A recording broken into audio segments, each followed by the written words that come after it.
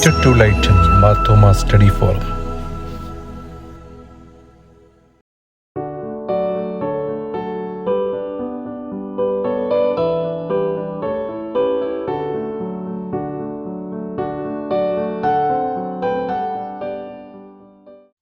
Good evening all.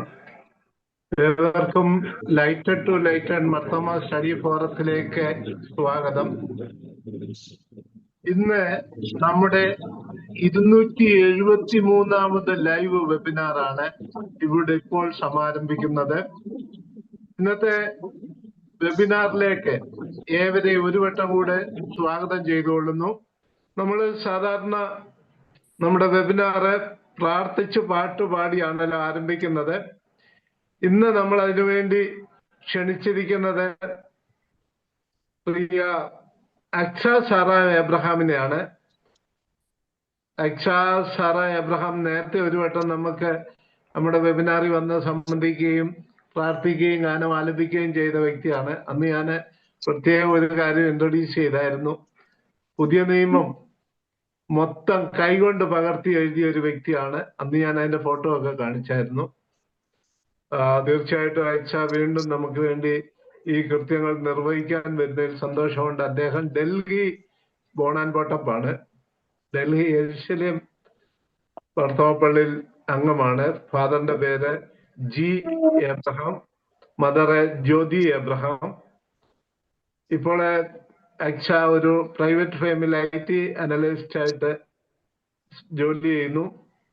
അദ്ദേഹത്തിന്റെ mother Jyothi Abraham Sunday school administrator ആണ്.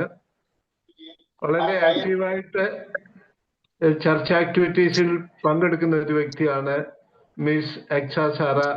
അതുകൊണ്ട് തീർച്ചയായിട്ടും സന്തോഷമുണ്ട് ഇന്നിങ്ങനെ ഒരു നമ്മുടെ മീറ്റിംഗിൽ പങ്കെടുക്കുന്നതിൽ. ഇപ്പോൾ പ്രാർത്ഥിക്കുവാനും അതിനുശേഷം പാട്ടുപാടുവാനായും ഞാൻ സന്തോഷപൂർവ്വം അക്ഷ Sara എബ്രഹാമിനെ ക്ഷണിച്ചുകൊള്ളുന്നു. Thank you so much for giving me this opportunity for the second time also. I am very glad enough and feeling very blessed that I am here together. We together are going to worship the Lord Almighty. So praise the Lord, my dear brothers and sisters. As Bible says in 2 Corinthians chapter 12 verses 9, my grace is sufficient for you, for my power is made perfect in weakness. When we trust in His promises and walk in faith, He turns our weaknesses into strength and our sorrows into the songs of victory. Let's open our hearts together as we sing a common Malayalam song, that is Balahinadayil Balamegi. Balahinadayil Balamegi, Balavanayu Nadatidanu. ബലഹീനതയിൽ ബലമേകി ബലവാനായോ നടത്തിടുന്നു. കൃപയാലേ കൃപയാലേ കൃപയാലനുദിനവും കൃപയാലേ കൃപയാലേ കൃപയാലനുദിനവും എന്റെ കൃപ നിനക്കു മതി, കർത്താവിൻ തിരുവചനം. എന്റെ കൃപ നിനക്കു മതി, കർത്താവിൻ തിരുവചനം. അനശ്വരമായ വചനമതീകി അതിശയമായി നടത്തിടുന്നു. അനശ്വരമായ വചനമതീകി അതിശയമായി നടത്തിടുന്നു.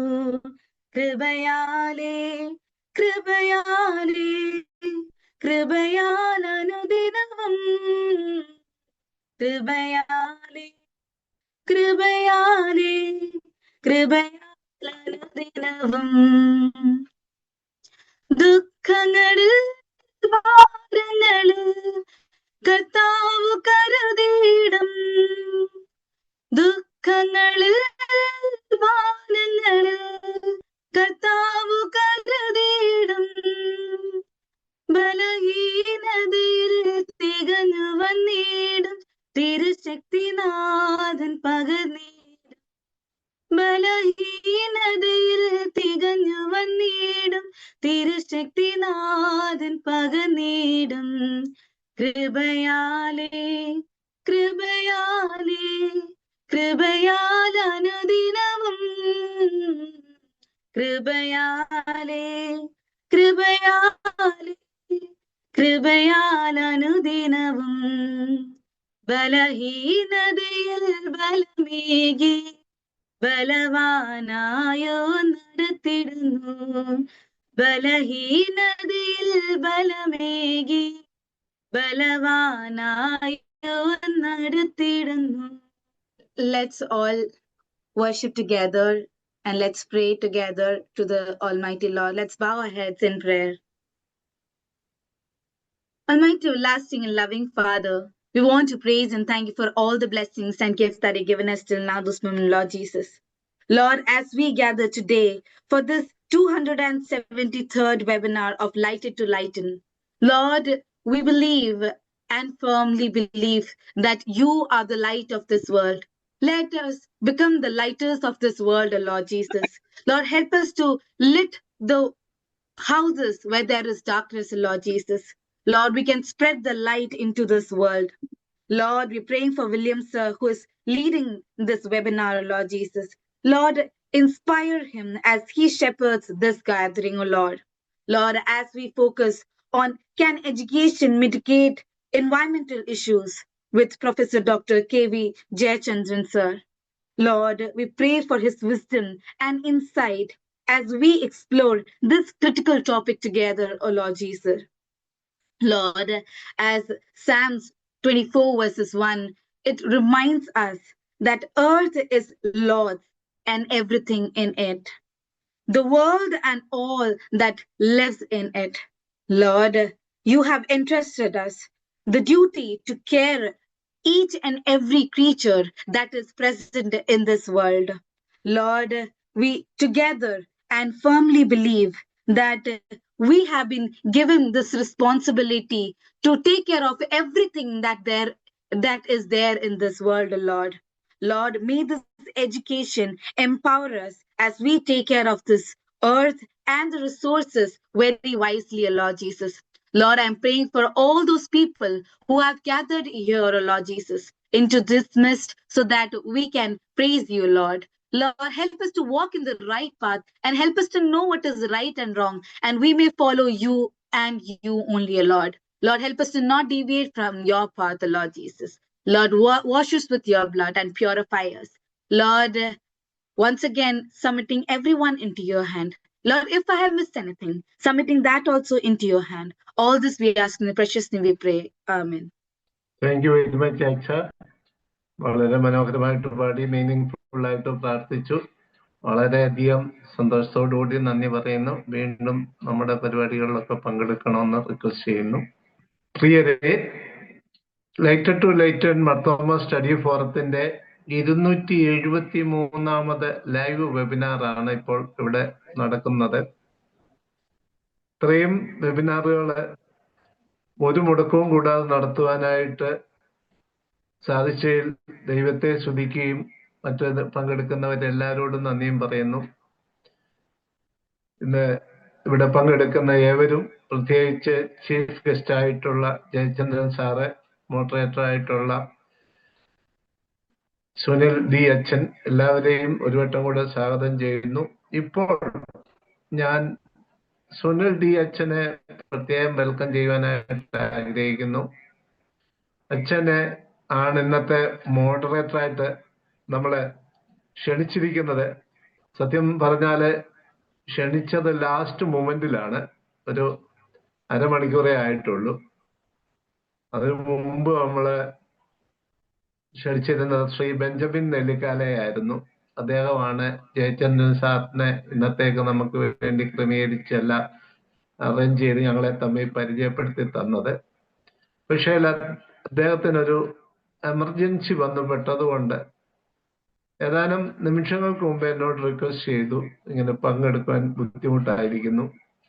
അപ്പോഴുടനെ ഞാൻ സുനിൽ അച്ഛനെ വിളിച്ചു. സുനിൽ അച്ഛൻ സാധാരണഗതിയിൽ നമുക്ക് നമ്മൾ ഇതുപോലുള്ള ആവശ്യങ്ങളിലൊക്കെ കൂടെ അയക്കുന്ന ആളാണ്. ഈ വെബിനാർ ആരംഭിച്ച അന്ന് മുതൽ കൂടെയുള്ള ആളാണ്. അച്ഛനെ പ്രത്യേകിച്ച് അച്ഛൻ പലവട്ടം വെബിനാറുകൾ നടത്തിയ ആളാണ്. എനിക്കറിയാം, മുംബൈ വസായി ഇടവകയിൽ ഇരുന്നപ്പോഴും തിരുവനന്തപുരം ശ്രീകാര്യം ഇടവകയിൽ ഇരുന്നപ്പോഴും അച്ഛന് സിമിലർ വെബിനാറുകൾ കണ്ടക്ട് ചെയ്തുകൊണ്ടിരുന്ന ആളാണ്. അപ്പൊ അച്ഛന് ഇത് കണ്ടക്ട് ചെയ്യുന്നവർക്കുണ്ടാകുന്ന ബുദ്ധിമുട്ടുകൾ മനസ്സിലാക്കുന്നത് കൊണ്ടായിരിക്കാം പറഞ്ഞപ്പം പറഞ്ഞു തീർച്ചയായിട്ടും പങ്കെടുക്കാം. പക്ഷെ ഈ വിഷയത്തിലൊന്നും അത്ര ആധികാരികമായിട്ട് പറയാനായിട്ടൊന്നും പ്രിപ്പയർ ചെയ്തിട്ടില്ല എന്ന് പറഞ്ഞു. ഞാൻ പറഞ്ഞു, അച്ഛൻ അതൊന്നും സാരമല്ല, അച്ഛനെങ്കിൽ പങ്കെടുത്താൽ മതി എന്ന് പറഞ്ഞു. അച്ഛനെ സംബന്ധിച്ച് പറഞ്ഞാൽ ഭർത്താവ് സഭയിലെ നവീകരണ ദർശനത്തോടുകൂടി പ്രവർത്തിക്കുന്ന ഒരു അച്ഛനാണ്. എല്ലാ കാര്യങ്ങളിലും പ്രത്യേകിച്ച് സ്ത്രീ ശാക്തീകരണത്തിലും മറ്റ് നവീകരണ ചിന്താഗതികളിലൊക്കെ മുമ്പിൽ നിൽക്കുന്നു. സോഷ്യൽ മീഡിയ ഒക്കെ നല്ലപോലെ യൂസ് ചെയ്യുന്നു. അതുപോലെ തന്നെ ഈ വെബിനാറുകളൊക്കെ പലവട്ടം കണ്ടക്ട് ചെയ്തു. അച്ഛൻ്റെ തന്നെ യൂട്യൂബുകളിലുള്ള പ്രഭാഷണങ്ങൾ ഉണ്ടായിരുന്നു. അതുപോലെ ലേഖനങ്ങളൊക്കെ അച്ഛൻ എഴുതുന്ന വ്യക്തിയാണ്.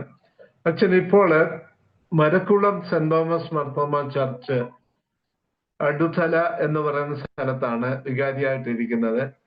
അച്ഛൻ വളരെ ആക്റ്റീവായിട്ട് നമ്മുടെ എല്ലാ വെബിനാറുകളിൽ സമയമുള്ളപ്പോഴൊക്കെ പങ്കെടുക്കുന്ന വ്യക്തിയാണ്. അച്ഛൻ നമുക്ക് എല്ലാ അർത്ഥത്തിലും ഇന്നത്തെ യോഗത്തിന് മോഡറേറ്റർ ആകാൻ യോഗ്യനായ വ്യക്തി. അച്ഛനെ ഇന്നത്തെ ഈ യോഗത്തിന്റെ മോഡറേറ്റർ ആകുവാനായി ഞാൻ ക്ഷണിക്കുന്നു. ഇനിയും തൊട്ട് അച്ഛൻ സംസാരിക്കുന്നതായിരിക്കും. Thank you very much. Thank you Wilson sir. ക്രിസ്തുവിന്റെ നാമത്തിൽ ഏവർക്കും സ്നേഹവന്ദനം. Light to lighten Marthoma study ഫോറത്തിന്റെ ആഭിമുഖ്യത്തിൽ ഇന്ന് നടത്തപ്പെടുന്ന 273ാമത് വെബിനാർ എല്ലാവരെയും ഹൃദ്യമായി സ്വാഗതം ചെയ്യുന്നു. കഴിഞ്ഞ 272 വെബിനാറുകളിൽ വളരെ വൈവിധ്യമാർന്ന വിഷയങ്ങൾ ചർച്ച ചെയ്യുന്നതിനും വളരെ കാലോചിതമായ വിഷയങ്ങൾ പഠിക്കുന്നതിനും അതിലേക്ക് ആഴമായി ആളുകൾക്ക് ഒരു ഗവേഷണ ത്വരയോടുകൂടെ സഞ്ചരിക്കുന്നതിനുമൊക്കെ അവസരങ്ങൾ ലഭിച്ചു. തീർച്ചയായും ഇതിന് സംഘാടകരെ വിൽസൺ സാറിനെയും ടീമിനെയും ഞാൻ പ്രത്യേകം അഭിനന്ദിക്കുന്നു. പ്രത്യേകിച്ച് 273ാമത് വെബിനാർ, ഈ 273 വെബിനാറുകൾ നടത്തുക എന്ന് പറയുന്നത് ശരിക്കും പറഞ്ഞാൽ വളരെ സാഹസികമായ കാര്യമാണ്. അത് പ്രത്യേകം എടുത്തു പറയേണ്ട കാര്യം കൂടെയാണ്. അത് പ്രത്യേക അഭിനന്ദനങ്ങൾ ഒരിക്കൽ കൂടി അറിയിക്കട്ടെ. ഇന്ന് നമുക്ക് നേർ നൽകുന്ന പ്രൊഫസർ ഡോക്ടർ KV ജയചന്ദ്രൻ സാറിനെ പ്രത്യേകം സ്വാഗതം ചെയ്യുന്നതിന്, നിങ്ങളെല്ലാവരെയും സ്വാഗതം ചെയ്യുന്നതിന് വേണ്ടിയാണ് ഞാൻ ഈ സമയം വിനിയോഗിക്കാനായിട്ട് ആഗ്രഹിക്കുന്നത്.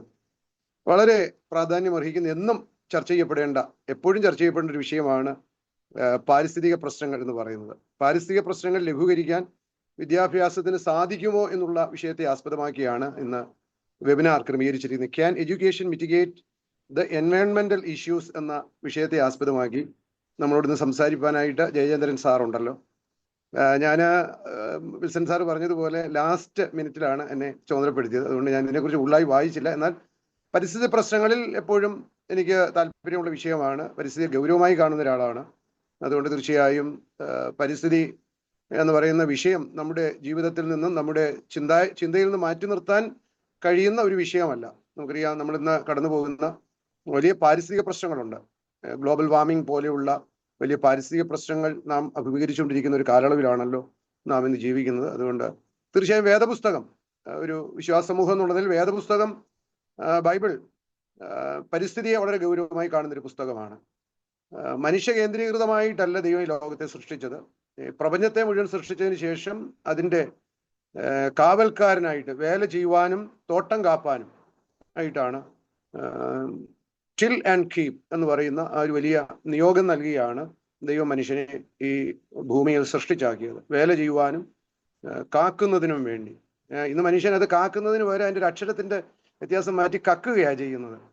ശരിക്കും ഇതിനെ ചൂഷണം ചെയ്യുന്ന ഒരു ലോകത്തിലാണ്. അതുകൊണ്ട് മനുഷ്യന്റെ ചൂഷണമാണ് ഈ പ്രപഞ്ചത്തെ, ഈ പരിസ്ഥിതിയെ വളരെയധികം ഇത്രയും മലിമസമാക്കിയതും മോശമാക്കിയതും ഇന്ന് ദുരന്തങ്ങൾ അഭിമുഖീകരിക്കുന്ന ഒരു പ്രധാനപ്പെട്ട കാര്യം കൂടിയാണ്.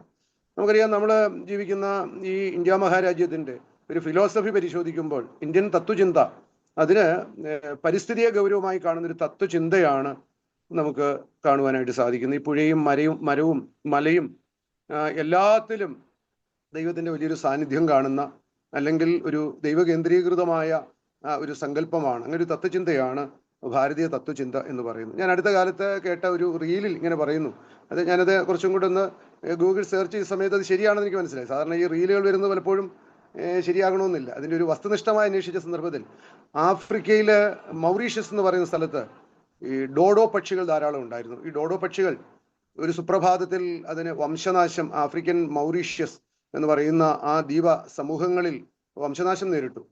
അപ്പൊ അതിനെക്കുറിച്ച് പഠനം നടത്തിയ ആളുകൾ അവർക്ക് കാണാൻ കഴിഞ്ഞ വളരെ രസകരമായ ഒരു കാര്യം എന്താണെന്ന് ചോദിച്ചാൽ, അവിടെ ഉണ്ടായിരുന്ന മധുരതരമായ കൽവാരിയ എന്ന് പറയുന്ന ഫ്രൂട്ട് ഉണ്ടാകുന്ന അതിൻ്റെ വൃക്ഷവും അതിനും നാശനഷ്ടം സംഭവിച്ചു. അപ്പൊ ഇത് തമ്മിലുള്ള ബന്ധം എന്താണ് എന്ന് ഈ ഗവേഷകർ, പരിസ്ഥിതി ശാസ്ത്രജ്ഞന്മാർ അത് അന്വേഷണം നടത്തിയ സന്ദർഭത്തിൽ അവർക്ക് മനസ്സിലാക്കാൻ സാധിച്ചത്, ഈ ഡോഡോ പക്ഷി ഈ മധുരതരമായ കൽവാരിയ ഫലം ഉണ്ടാകുന്ന ആ വൃക്ഷത്തിന്റെ ഈ കൽവാരിയ ഫ്രൂട്ട് അത് കഴിക്കും. അത് കഴിച്ചതിന് ശേഷം അതിൻ്റെ വിത്താണ് അതിന് കൂടുതൽ പ്രിയപ്പെട്ട ആ ഫലത്തിന്റെ ഭാഗമെന്ന് പറയുന്നത്.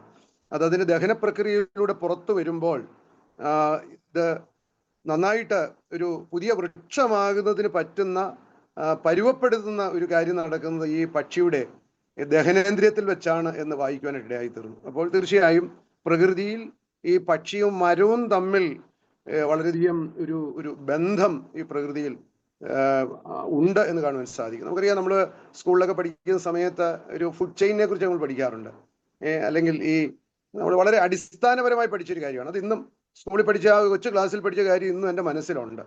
അപ്പോൾ തീർച്ചയായും ഇന്ന് ഈ വിഷയം പഠിക്കുമ്പോൾ സാറ് നൽകിയൊരു വിഷയം, പാരിസ്ഥിതിക പ്രശ്നങ്ങൾ ലഘൂകരിക്കാൻ വിദ്യാഭ്യാസത്തിന് സാധിക്കുമോ എന്നുള്ളത് തീർച്ചയായും മനുഷ്യനെ ബോധവൽക്കരിക്കേണ്ടത്, ഒരു കോൺഷ്യന്റൈസേഷൻ പ്രോസസ്, അത് തീർച്ചയായും സമൂഹത്തിൽ ഉണ്ടാകേണ്ടത് ആവശ്യമാണ്. ഏത് കാര്യങ്ങളെക്കുറിച്ചും ഗൗരവമായ പഠനം, അത് വിദ്യാഭ്യാസ പ്രക്രിയയിൽ നമുക്കറിയാം, നമ്മുടെ കരിക്കുലത്തിലൊക്കെ വളരെ ബോധപൂർവമായി ഉൾപ്പെടുത്തിയിട്ടുണ്ട്. എത്രയോ വർഷങ്ങൾക്ക് മുമ്പ് ഉൾപ്പെടുത്തിയിട്ടുള്ള കാര്യമാണ് ഈ പരിസ്ഥിതിയോടുള്ള, ഈ പ്രപഞ്ചത്തോടുള്ള മനുഷ്യന്റെ ഉത്തരവാദിത്തം.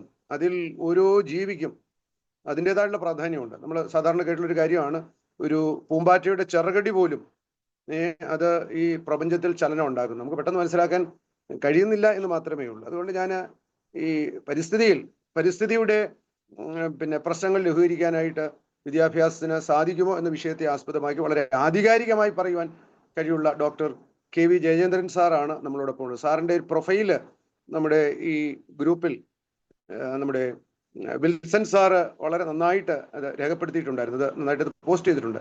Kerala university of fisheries and ocean സ്റ്റഡീസിൻ്റെ ഗവേഷണ ഡയറക്ടറായിട്ടും മത്സ്യബന്ധന ഫാക്കൽറ്റിയുടെ ഡീനായിട്ടും സാറ് സേവനം അനുഷ്ഠിച്ചിട്ടുണ്ട്. മാത്രമല്ല ജലജീവശാസ്ത്രത്തിലും മത്സ്യബന്ധന ശാസ്ത്രത്തിലും അതിവിദഗ്ധനായിട്ടുള്ള ഒരു മനുഷ്യനാണ് നമ്മുടെ ഡോക്ടർ KV ജയചന്ദ്രൻ സാറ്. അദ്ദേഹം ഫിഷറീസ് റിസോഴ്സ് മാനേജ്മെന്റ് സ്കൂളിന്റെ ഡയറക്ടറായിട്ടും സേവനം അനുഷ്ഠിച്ചിട്ടുണ്ട്. ഏകദേശം 35 വർഷത്തെ ഗവേഷണ അധ്യാപന പരിചയം സാറിനുണ്ട്. വളരെ വ്യത്യസ്തമായ ഇടങ്ങളിൽ സാറ് അതിൻ്റെ സ്ഥാപനങ്ങളുടെ ഗവേണിംഗ് കൗൺസിൽ അംഗമായി, അക്കാദമിക് കൗൺസിൽ അംഗമായിട്ടും ഡീനായിട്ടും ഒക്കെ സാറ് പ്രവർത്തിച്ചിട്ടുണ്ട്. Kerala agriculture university, Cochin university of science and technology എന്നിവിടങ്ങളിൽ അക്കാദമിക് കൗൺസിൽ അംഗമായിട്ട് സാറ് സേവനം അനുഷ്ഠിച്ചിട്ടുണ്ട്. അങ്ങനെ വൈവിധ്യമാർന്ന സാറിൻ്റെ ഒരു പ്രൊഫൈൽ പറഞ്ഞു കഴിഞ്ഞാൽ ഒത്തിരി സമയം എടുക്കും. അതുകൊണ്ട് അത് ഞാൻ അതിനുള്ള സാഹസത്തിന് വേണ്ടി ഞാൻ ഒരുങ്ങുന്നത്. ധാരാളം പുരസ്കാരങ്ങൾ സാറിനെ തേടി വന്നിട്ടുണ്ട്. അപ്പോൾ തീർച്ചയായും ജയചന്ദ്രൻ സാറിനെ ഇന്ന് നമുക്ക് ലഭിച്ചത് ഈ വിഷയം ആധികാരികമായി പഠിപ്പിക്കാൻ, നമുക്ക് അതിൻ്റെ ചിന്തകൾ പങ്കുവയ്ക്കുവാൻ കഴിവുള്ള വ്യക്തിയാണ് പ്രൊഫസർ ഡോക്ടർ KV ജയചന്ദ്രൻ സാറിനെ നമുക്ക് ലഭിച്ചതിൽ വളരെയധികം സന്തോഷമുണ്ട്. ലൈറ്റ് ടു ലൈറ്റൺ ഈ വെബിനാറിലേക്ക്, 273ാമത് വെബിനാറിലേക്ക് സാറിനെ ഞാൻ വളരെ ഹാർദമായി എല്ലാവരുടെയും പേരിൽ സ്വാഗതം ചെയ്യുന്നു. ഇന്ന് ഇതിൽ പങ്കെടുക്കുന്ന പ്രിയപ്പെട്ട അച്ഛന്മാരുണ്ട്, അതോടൊപ്പം തന്നെ മറ്റ് ലൈറ്റ് ടു ലൈറ്റിനെ സ്നേഹിക്കുന്ന ധാരാളം സുഹൃത്തുക്കളുണ്ട്. എല്ലാവരെയും, പ്രത്യേകാൽ ഇതിൻ്റെ അഡ്മിൻസായി പ്രവർത്തിക്കുന്ന ഏവരെയും, ഇതിൽ പങ്കെടുക്കുന്ന ലോകത്തിന്റെ വിവിധ ഭാഗങ്ങളിൽ നിന്ന് പങ്കെടുക്കുന്ന എല്ലാവരെയും, വെബിനാറിനെ ഗൗരവമായി കാണുന്ന എല്ലാവരെയും ഞാൻ വളരെ സസന്തോഷം സ്വാഗതം ചെയ്തുകൊണ്ട് എൻ്റെ വാക്കുകൾ ഉപസംഹരിക്കുന്നു. ഇപ്പോൾ professor doctor KV Jayachandran sir നമ്മോട് ഈ വിഷയത്തെ പറ്റി ആധികാരികമായി സംസാരിക്കുന്നു. സാറിനെ അതിനായിട്ട് ഞാൻ സാദരം ക്ഷണിക്കുകയും ചെയ്യുന്നു. ഈ സമയത്ത് ഒരു വെബിനാർ എന്ന് പറയുമ്പോൾ എല്ലാവരും ഒരു റെസ്റ്റ് എടുക്കുന്ന ഒരു സമയത്തേക്ക് എത്തുകയാണ്. ആ സമയത്താണ് നമ്മൾ വെബിനാർ കണ്ടക്ട് ചെയ്യുന്നത്.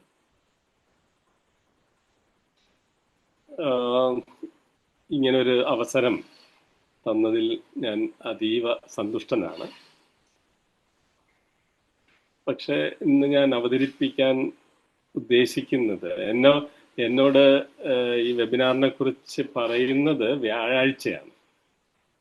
അപ്പോൾ ഞാൻ ഒത്തിരി ഡിസ്കസ് ചെയ്തു, നമ്മുടെ വിൽസൺ സാറുമായിട്ട് ഡിസ്കസ് ചെയ്തു. അപ്പോൾ ഏതൊക്കെ വിഷയങ്ങളിലാണ് ഈ തരം സെമിനാറുകൾ നടത്തിയിട്ടുള്ളത്, 272 എണ്ണം നടത്തിയത് ഏതൊക്കെയാണ് എന്ന് പൂർണ്ണമായും എനിക്ക് വിവരം കിട്ടിയില്ല. പക്ഷെ പാർട്ടിസിപ്പേറ്റ് ചെയ്യുന്നവരുടെ ഒരു ഏകദേശ രൂപം കിട്ടിയപ്പോൾ ഞാൻ കൂടുതൽ ഗവേഷണം ചെയ്ത ഭാഗത്തേക്ക് പോയാൽ മിക്കവാറും എന്നെ വഴിയിൽ വെച്ച് ഇറക്കി വിടാൻ സാധ്യതയുണ്ടെന്ന് എനിക്ക് തോന്നുന്നു. അപ്പോൾ കുറച്ചുകൂടെ ജനറലൈസ് ചെയ്യുന്ന ഒരു ടോപ്പിക് ആയിരിക്കും നല്ലത് എന്ന് ഉള്ള ഒരു ചിന്തയിലാണ് ഞാൻ ഇന്നത്തെ ഈ ടോപ്പിക് തിരഞ്ഞെടുക്കുന്നത്. ഞാൻ സംസാരിക്കുന്നത് കേൾക്കാമല്ലോ അല്ലേ? കേൾക്കാം സാറേ. Okay okay.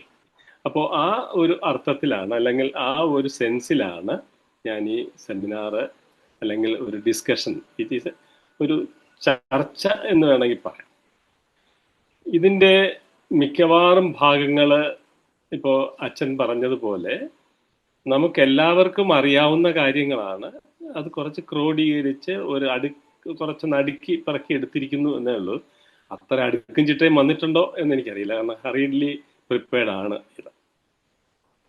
അപ്പോൾ ഞാൻ എൻ്റെ കർത്തവ്യത്തിലേക്ക് കടക്കുന്നതിന് മുമ്പ് നിങ്ങൾ ഓരോരുത്തരോടും നന്ദി പറയുന്നു. ഞാൻ ഈ സൂം മീറ്റിങ്ങിൽ ആദ്യമായിട്ടാണ് കയറുന്നത്. അപ്പോൾ ഒരു സ്ലൈഡ് ഉണ്ട്, ഞാനൊന്ന് ഷെയർ ചെയ്യാൻ ശ്രമിക്കുകയാണ്. അപ്പം ഞാൻ ഇന്ന് ചിന്തിച്ചെടുത്തൊരു വിഷയം, പാരിസ്ഥിതിക പ്രശ്നങ്ങൾ ലഘൂകരിക്കുവാൻ വിദ്യാഭ്യാസത്തിന് കഴിയുമോ? ഇത് ഞാൻ വലുതായിട്ട് പറയേണ്ട ആവശ്യമില്ല, കഴിയും എന്നാരും പറയുന്ന ഒരു കാര്യമാണ്. അപ്പോൾ ആ ഒരു ടോപ്പിക്ക് നമുക്ക് എങ്ങനെ അഡ്രസ് ചെയ്യാൻ പറ്റും എന്ന് ഞാൻ ശ്രമിക്കുകയാണ്. അപ്പം ഞാൻ എൻ്റെ വിഷയത്തിലേക്ക് കടക്കുന്നതിന് മുമ്പ് വളരെ സന്തോഷം തോന്നുന്ന മാർത്തോമ സ്റ്റഡി ഫോറത്തോട് എൻ്റെ നന്ദി ആദ്യമേ അറിയിക്കുകയാണ്.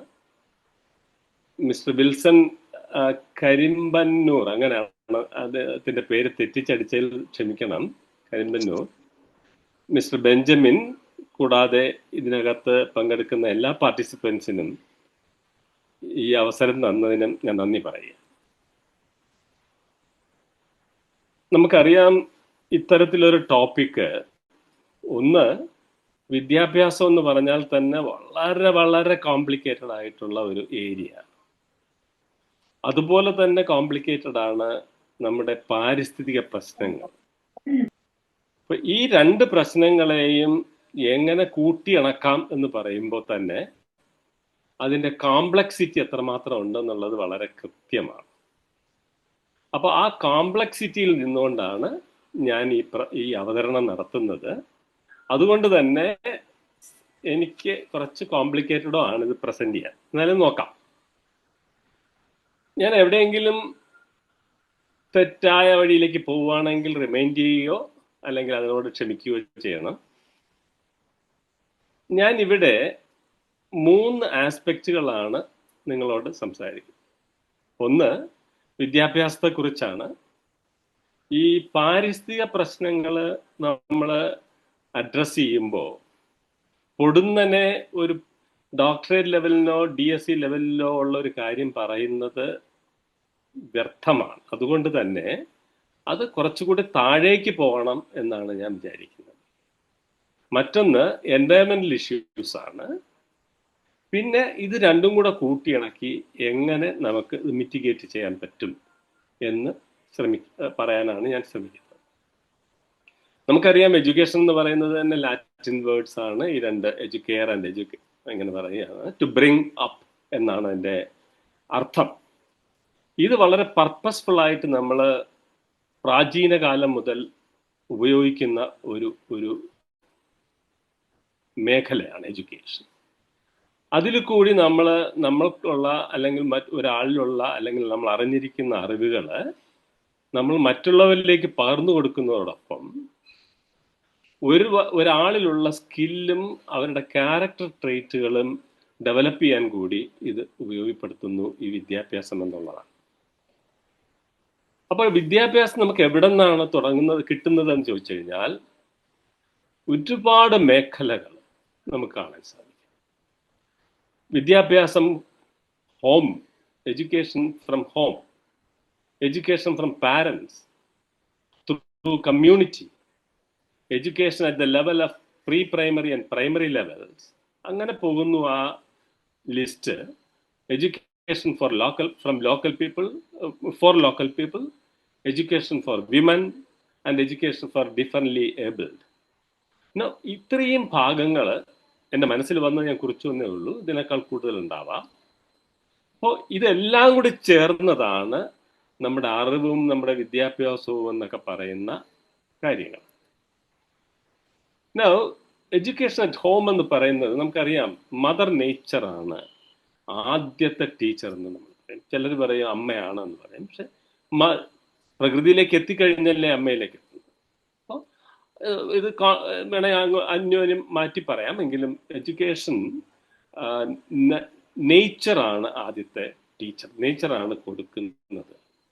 That is followed by mother and parents, father അതിന് പിന്നാലെ, and parents willfully nurturing the child.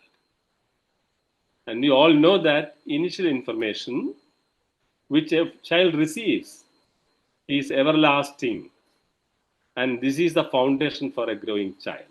നമുക്കറിയാവുന്ന കാര്യമാണ്. ആദ്യം കിട്ടുന്നത് ഒരിക്കലും അത് മറക്കില്ല. അവിടെ നിന്നാണ് ഇതെല്ലാം ഡെവലപ്പ് ചെയ്ത് വരുന്നത്.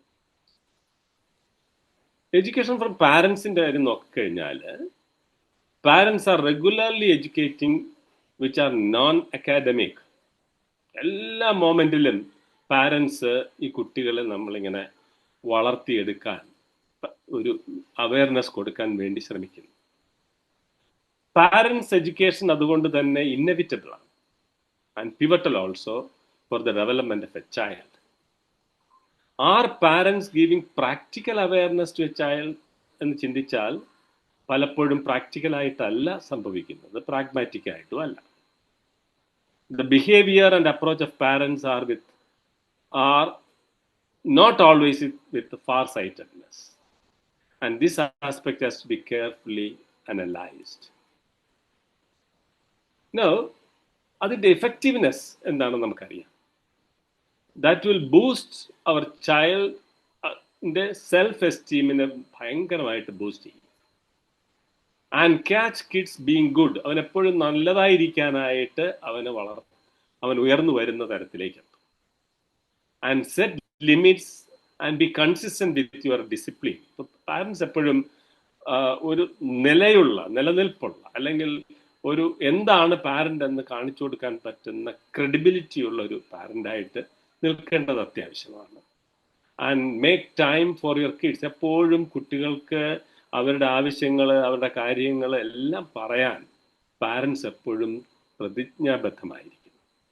And be a good role model. നമ്മൾ പലപ്പോഴും തെറ്റായ മാർഗങ്ങളിൽ കൂടി സഞ്ചരിച്ചിട്ട് വീട്ടിലെത്തുന്ന മക്കളെ നീ നന്നാവാത്ത എന്തെന്ന് ചോദിക്കാനുള്ള അവകാശമില്ലല്ലോ. Make communication a priority. എപ്പോഴും നമ്മൾ പാരൻസ് കുട്ടികളുമായിട്ട് കമ്മ്യൂണിക്കേഷൻ വളരെ പ്രയോറിറ്റിയിൽ കൊടുക്കേണ്ടതാണ്. ഞാനിപ്പോഴും പലപ്പോഴും ഞാൻ പൊതുവെ വീട്ടിൽ സൈലന്റ് ആയിട്ടിരിക്കുന്നതാണ്. ഞാൻ ചെയ്തിട്ടുണ്ടോ എന്ന് എനിക്ക് എപ്പോഴും ഇതൊക്കെ എഴുതുമ്പോഴൊക്കെ സംശയം തോന്നാറുണ്ട്. പാരൻസ് എപ്പോഴും ഫ്ലെക്സിബിൾ ആയിരിക്കണം and adjust your parenting style and show that your love is unconditional. Parents എപ്പോഴും അത് പൊളിച്ച് കാണിച്ചില്ല എങ്കിൽ, അവരുടെ അൺകണ്ടീഷണൽ ലവ് കാണിച്ചില്ല എങ്കിൽ അതിൻ്റെ അപസ്വരങ്ങൾ എപ്പോഴും നമ്മുടെ കുട്ടികൾ, അവരുടെ ആവശ്യങ്ങളും ലിമിറ്റേഷൻസും ഒക്കെ നമ്മൾ മനസ്സിലാക്കുകയും നമ്മുടെ ലിമിറ്റേഷൻസ് അവർ മനസ്സിലാക്കുകയും ചെയ്യും. പക്ഷെ കമ്മ്യൂണിറ്റി ഈ കുട്ടികളെ വളർന്നു വരുന്ന കുട്ടികളെ ഒരു ഉയർന്ന തലത്തിലേക്ക് കൊണ്ടെത്തിക്കാൻ കമ്മ്യൂണിറ്റിക്ക് വലിയ പങ്കുണ്ട്. Children learn through relationships. It builds a sense of belonging.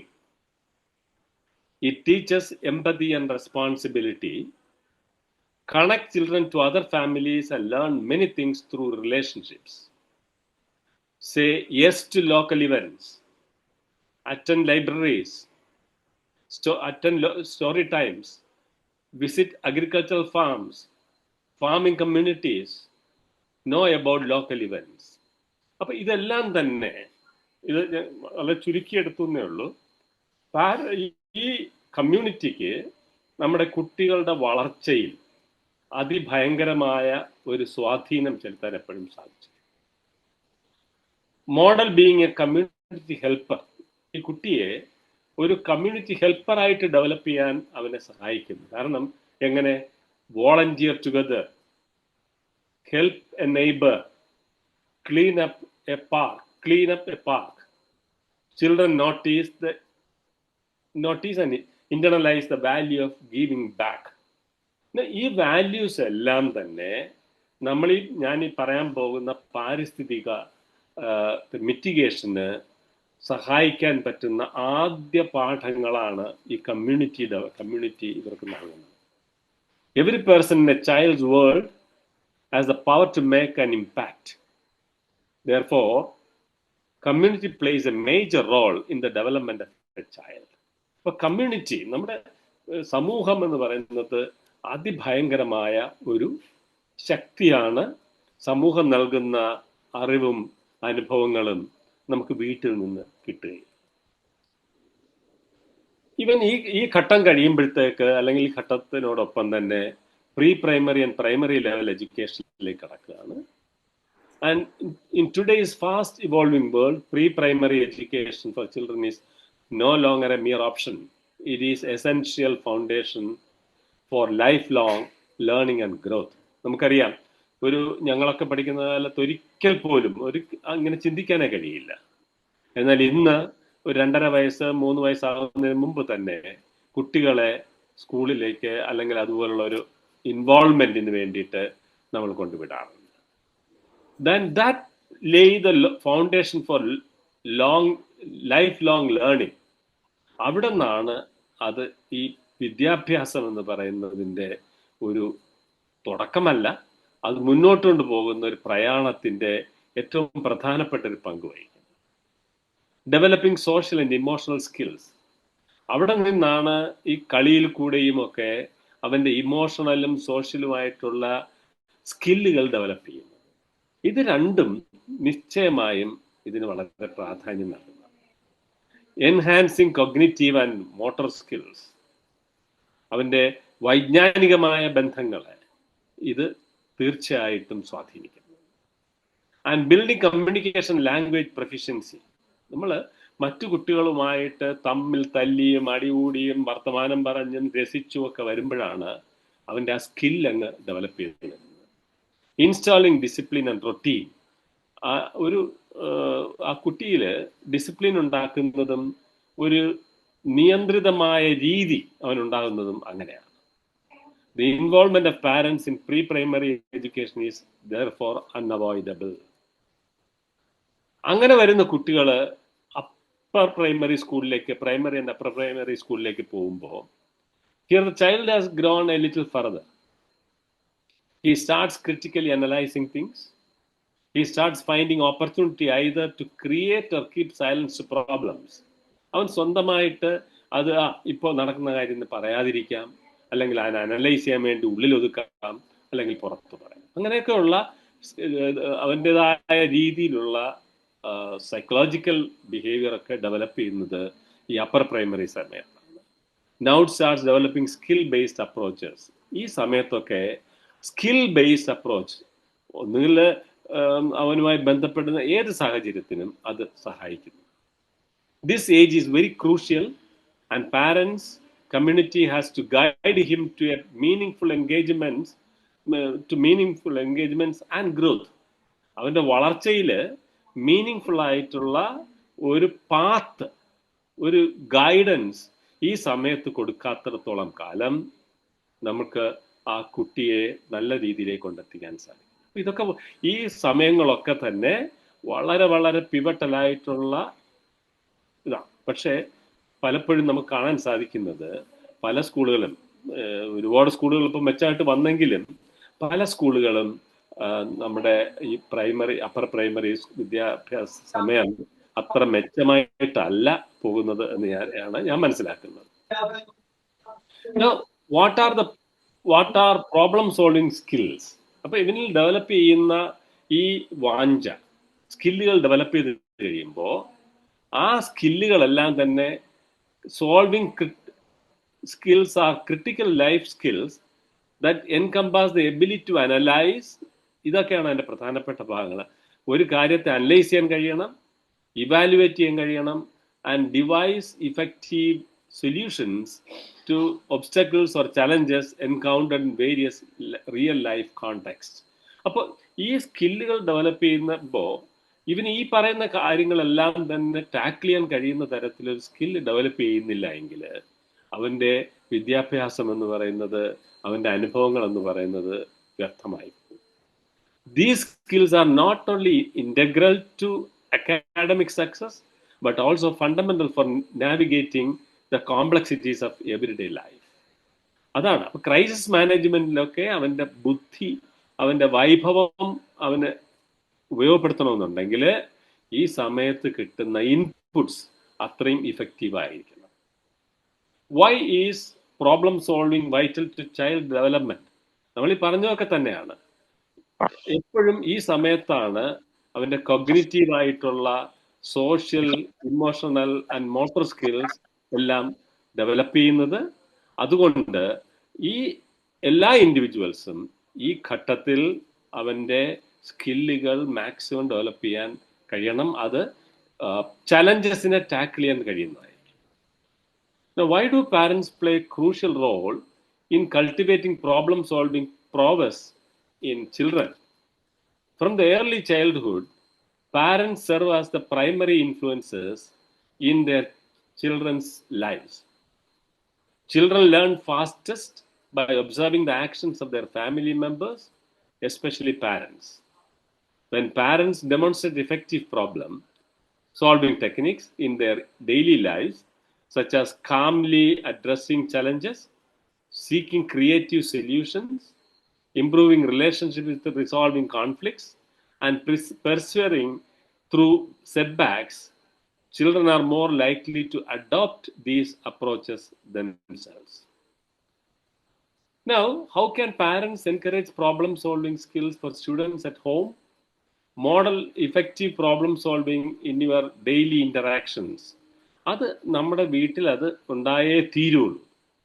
അപ്പോൾ അത് വീട്ടിൽ തുടങ്ങി കമ്മ്യൂണിറ്റിയിൽ കൂടി സ്കൂളുകളിൽ കൂടി അവനൊരു പെർഫെക്റ്റ് മാൻ ആയിട്ട് ഡെവലപ്പ് ചെയ്തെടുത്താൽ അവൻ തിരിച്ച് സമൂഹത്തിലേക്കും വളരെ ഇഫക്റ്റീവായിട്ടുള്ള ഒരു ആളായിട്ട് encourage creativity and lateral thinking.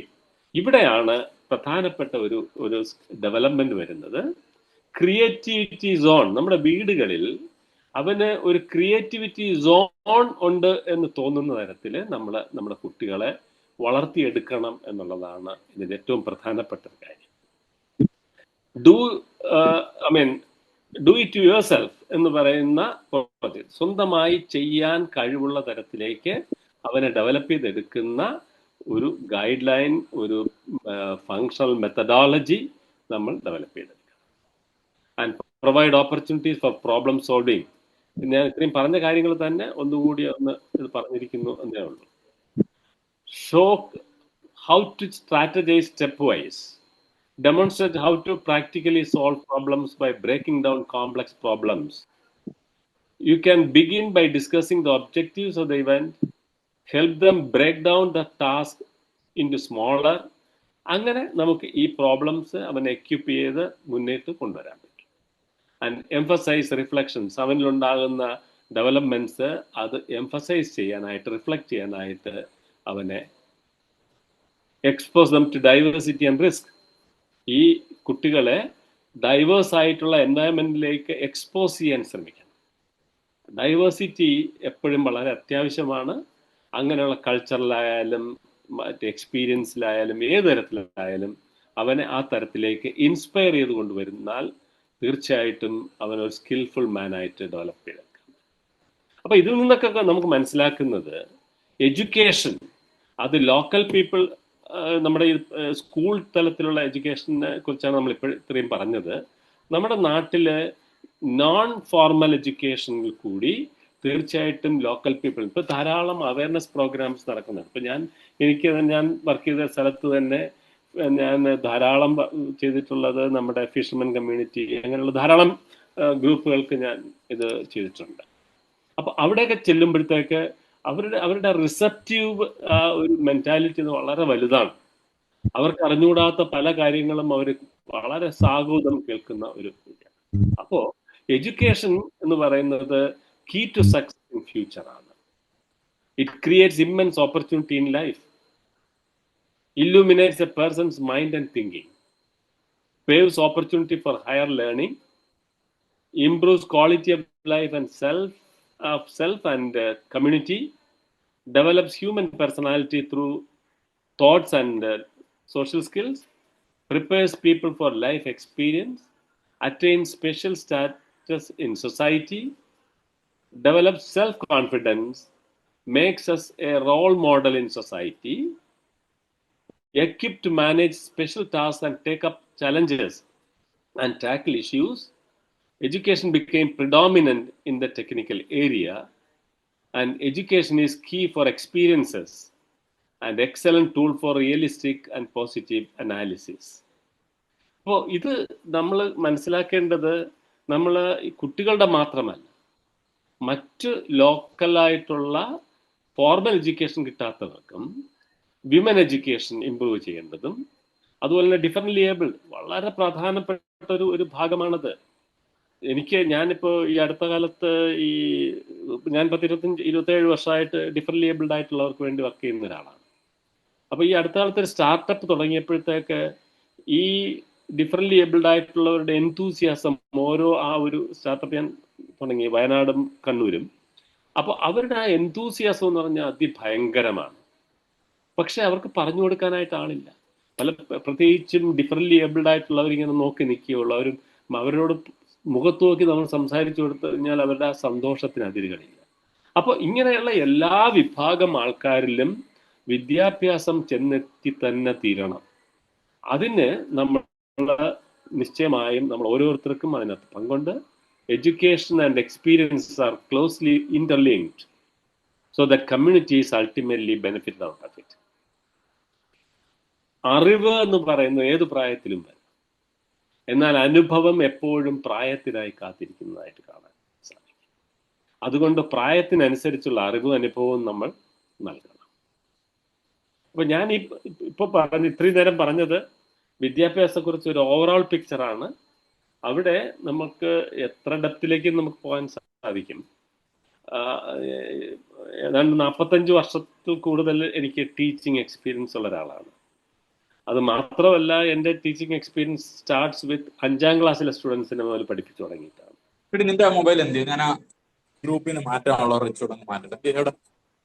5ാം class മുതൽ തുടങ്ങിയിട്ട് അത് 10 pre degree, BSc, MSc, MPhil, PhD, post doctoral വരെ എനിക്ക് നീണ്ടു നിൽക്കുന്ന ഒരു അനുഭവമുണ്ട്. അപ്പോൾ ഇവരുടെയൊക്കെ വിദ്യാഭ്യാസത്തിന്റെ മേഖലകൾ തൊട്ടറിഞ്ഞിട്ടുള്ള ഒരു വ്യക്തി എന്നുള്ള നിലയ്ക്ക് എനിക്ക് പലപ്പോഴും പറയാൻ സാധിക്കുന്നത് അനുഭവങ്ങളുമായിട്ട് ലിങ്ക് ചെയ്യാനുള്ള സാധ്യതകളുടെ വളരെ വളരെ കുറവാണ്.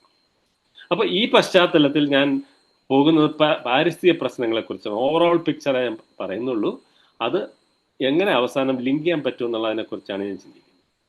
അപ്പൊ ഇവിടെ നമുക്ക് കാണാൻ പറ്റും ധാരാളം എൻവയറമെന്റൽ ഇഷ്യൂസ് ഉണ്ട്. ഞാൻ ഈ കൊടുത്തിരിക്കുന്ന 10-15 എണ്ണം ലിസ്റ്റ് ചെയ്തിട്ടുണ്ട്. ഇത് കൂടാതെ തന്നെ ധാരാളമുണ്ട്. ഗ്ലോബൽ വാർമിംഗ്, നമ്മുടെ അച്ഛൻ്റെ ഇൻട്രഡക്ടറി ടോപ്പിക്കിൽ ആദ്യമേ പറഞ്ഞത് ഗ്ലോബൽ വാർമിങ്ങിനെ കുറിച്ചാണ്. Global warming is a reality now. നമുക്കറിയാം വാർമിംഗ് റിയാലിറ്റിയാണ്, climate change is a reality. And ഇതിൽ കൂടി ധാരാളം ബയോഡൈവേഴ്സിറ്റി മനുഷ്യനെ അച്ഛൻ പറഞ്ഞ പോലെ കാവൽ നിർത്തിയിരിക്കുന്ന ആൾക്കാരാണ്. പക്ഷെ നമ്മൾ ആരെയാണോ പ്രൊട്ടക്ട് ചെയ്യേണ്ടത്, ലക്ഷം വരുന്ന ജന്തു സസ്യ വിഭാഗങ്ങളെ പ്രൊട്ടക്ട് ചെയ്യാനുള്ള ബാധ്യത നമുക്കുണ്ട്, പ്രകൃതിയെ പ്രൊട്ടക്ട് ചെയ്യാനുള്ള ബാധ്യത നമുക്കുണ്ട്. പക്ഷേ റിസൾട്ട് എന്താണ്? ബയോഡൈവേഴ്സിറ്റി ലോസ് ആണ്. പ്ലാസ്റ്റിക് പൊല്യൂഷൻ എന്ന് പറഞ്ഞാൽ വളരെ വളരെ വളരെ എന്താണ് നമ്മളെക്കാൾ കൺട്രോളിൽ നിൽക്കാവുന്നതിനേക്കാൾ കൂടുതലാണ്. Deforestation, air pollution, Ocean acidification, soil degradation, fossil fuel dependence, agriculture due to overuse of fertilizer. I mean, damage of agriculture due to overuse of agriculture. Fertilizers, overfishing, food waste is a വളരെ വിഷമം തോന്നുന്ന ഒരു ഭാഗമാണ് food waste. Melting of ice caps and sea level rise, ocean acidification, food and water insecurity, problems which നമ്മുടെ EVM മോട്ടോർ അടുത്തിന് ഉണ്ടാകാൻ പോകുന്ന അടുത്ത പ്രോബ്ലം അതാണ്. ഇവ എല്ലാത്തിനെ കുറിച്ച് നമുക്ക് ഡീറ്റെയിൽ ആയിട്ട് നമുക്ക് ചർച്ച ചെയ്യാൻ സാധിക്കില്ല. Environmental issue as a whole ആയിട്ട് നമുക്ക് എടുക്കാൻ പറ്റും. ചില കാര്യങ്ങൾ മാത്രം സ്പർശിച്ചു പോകാം.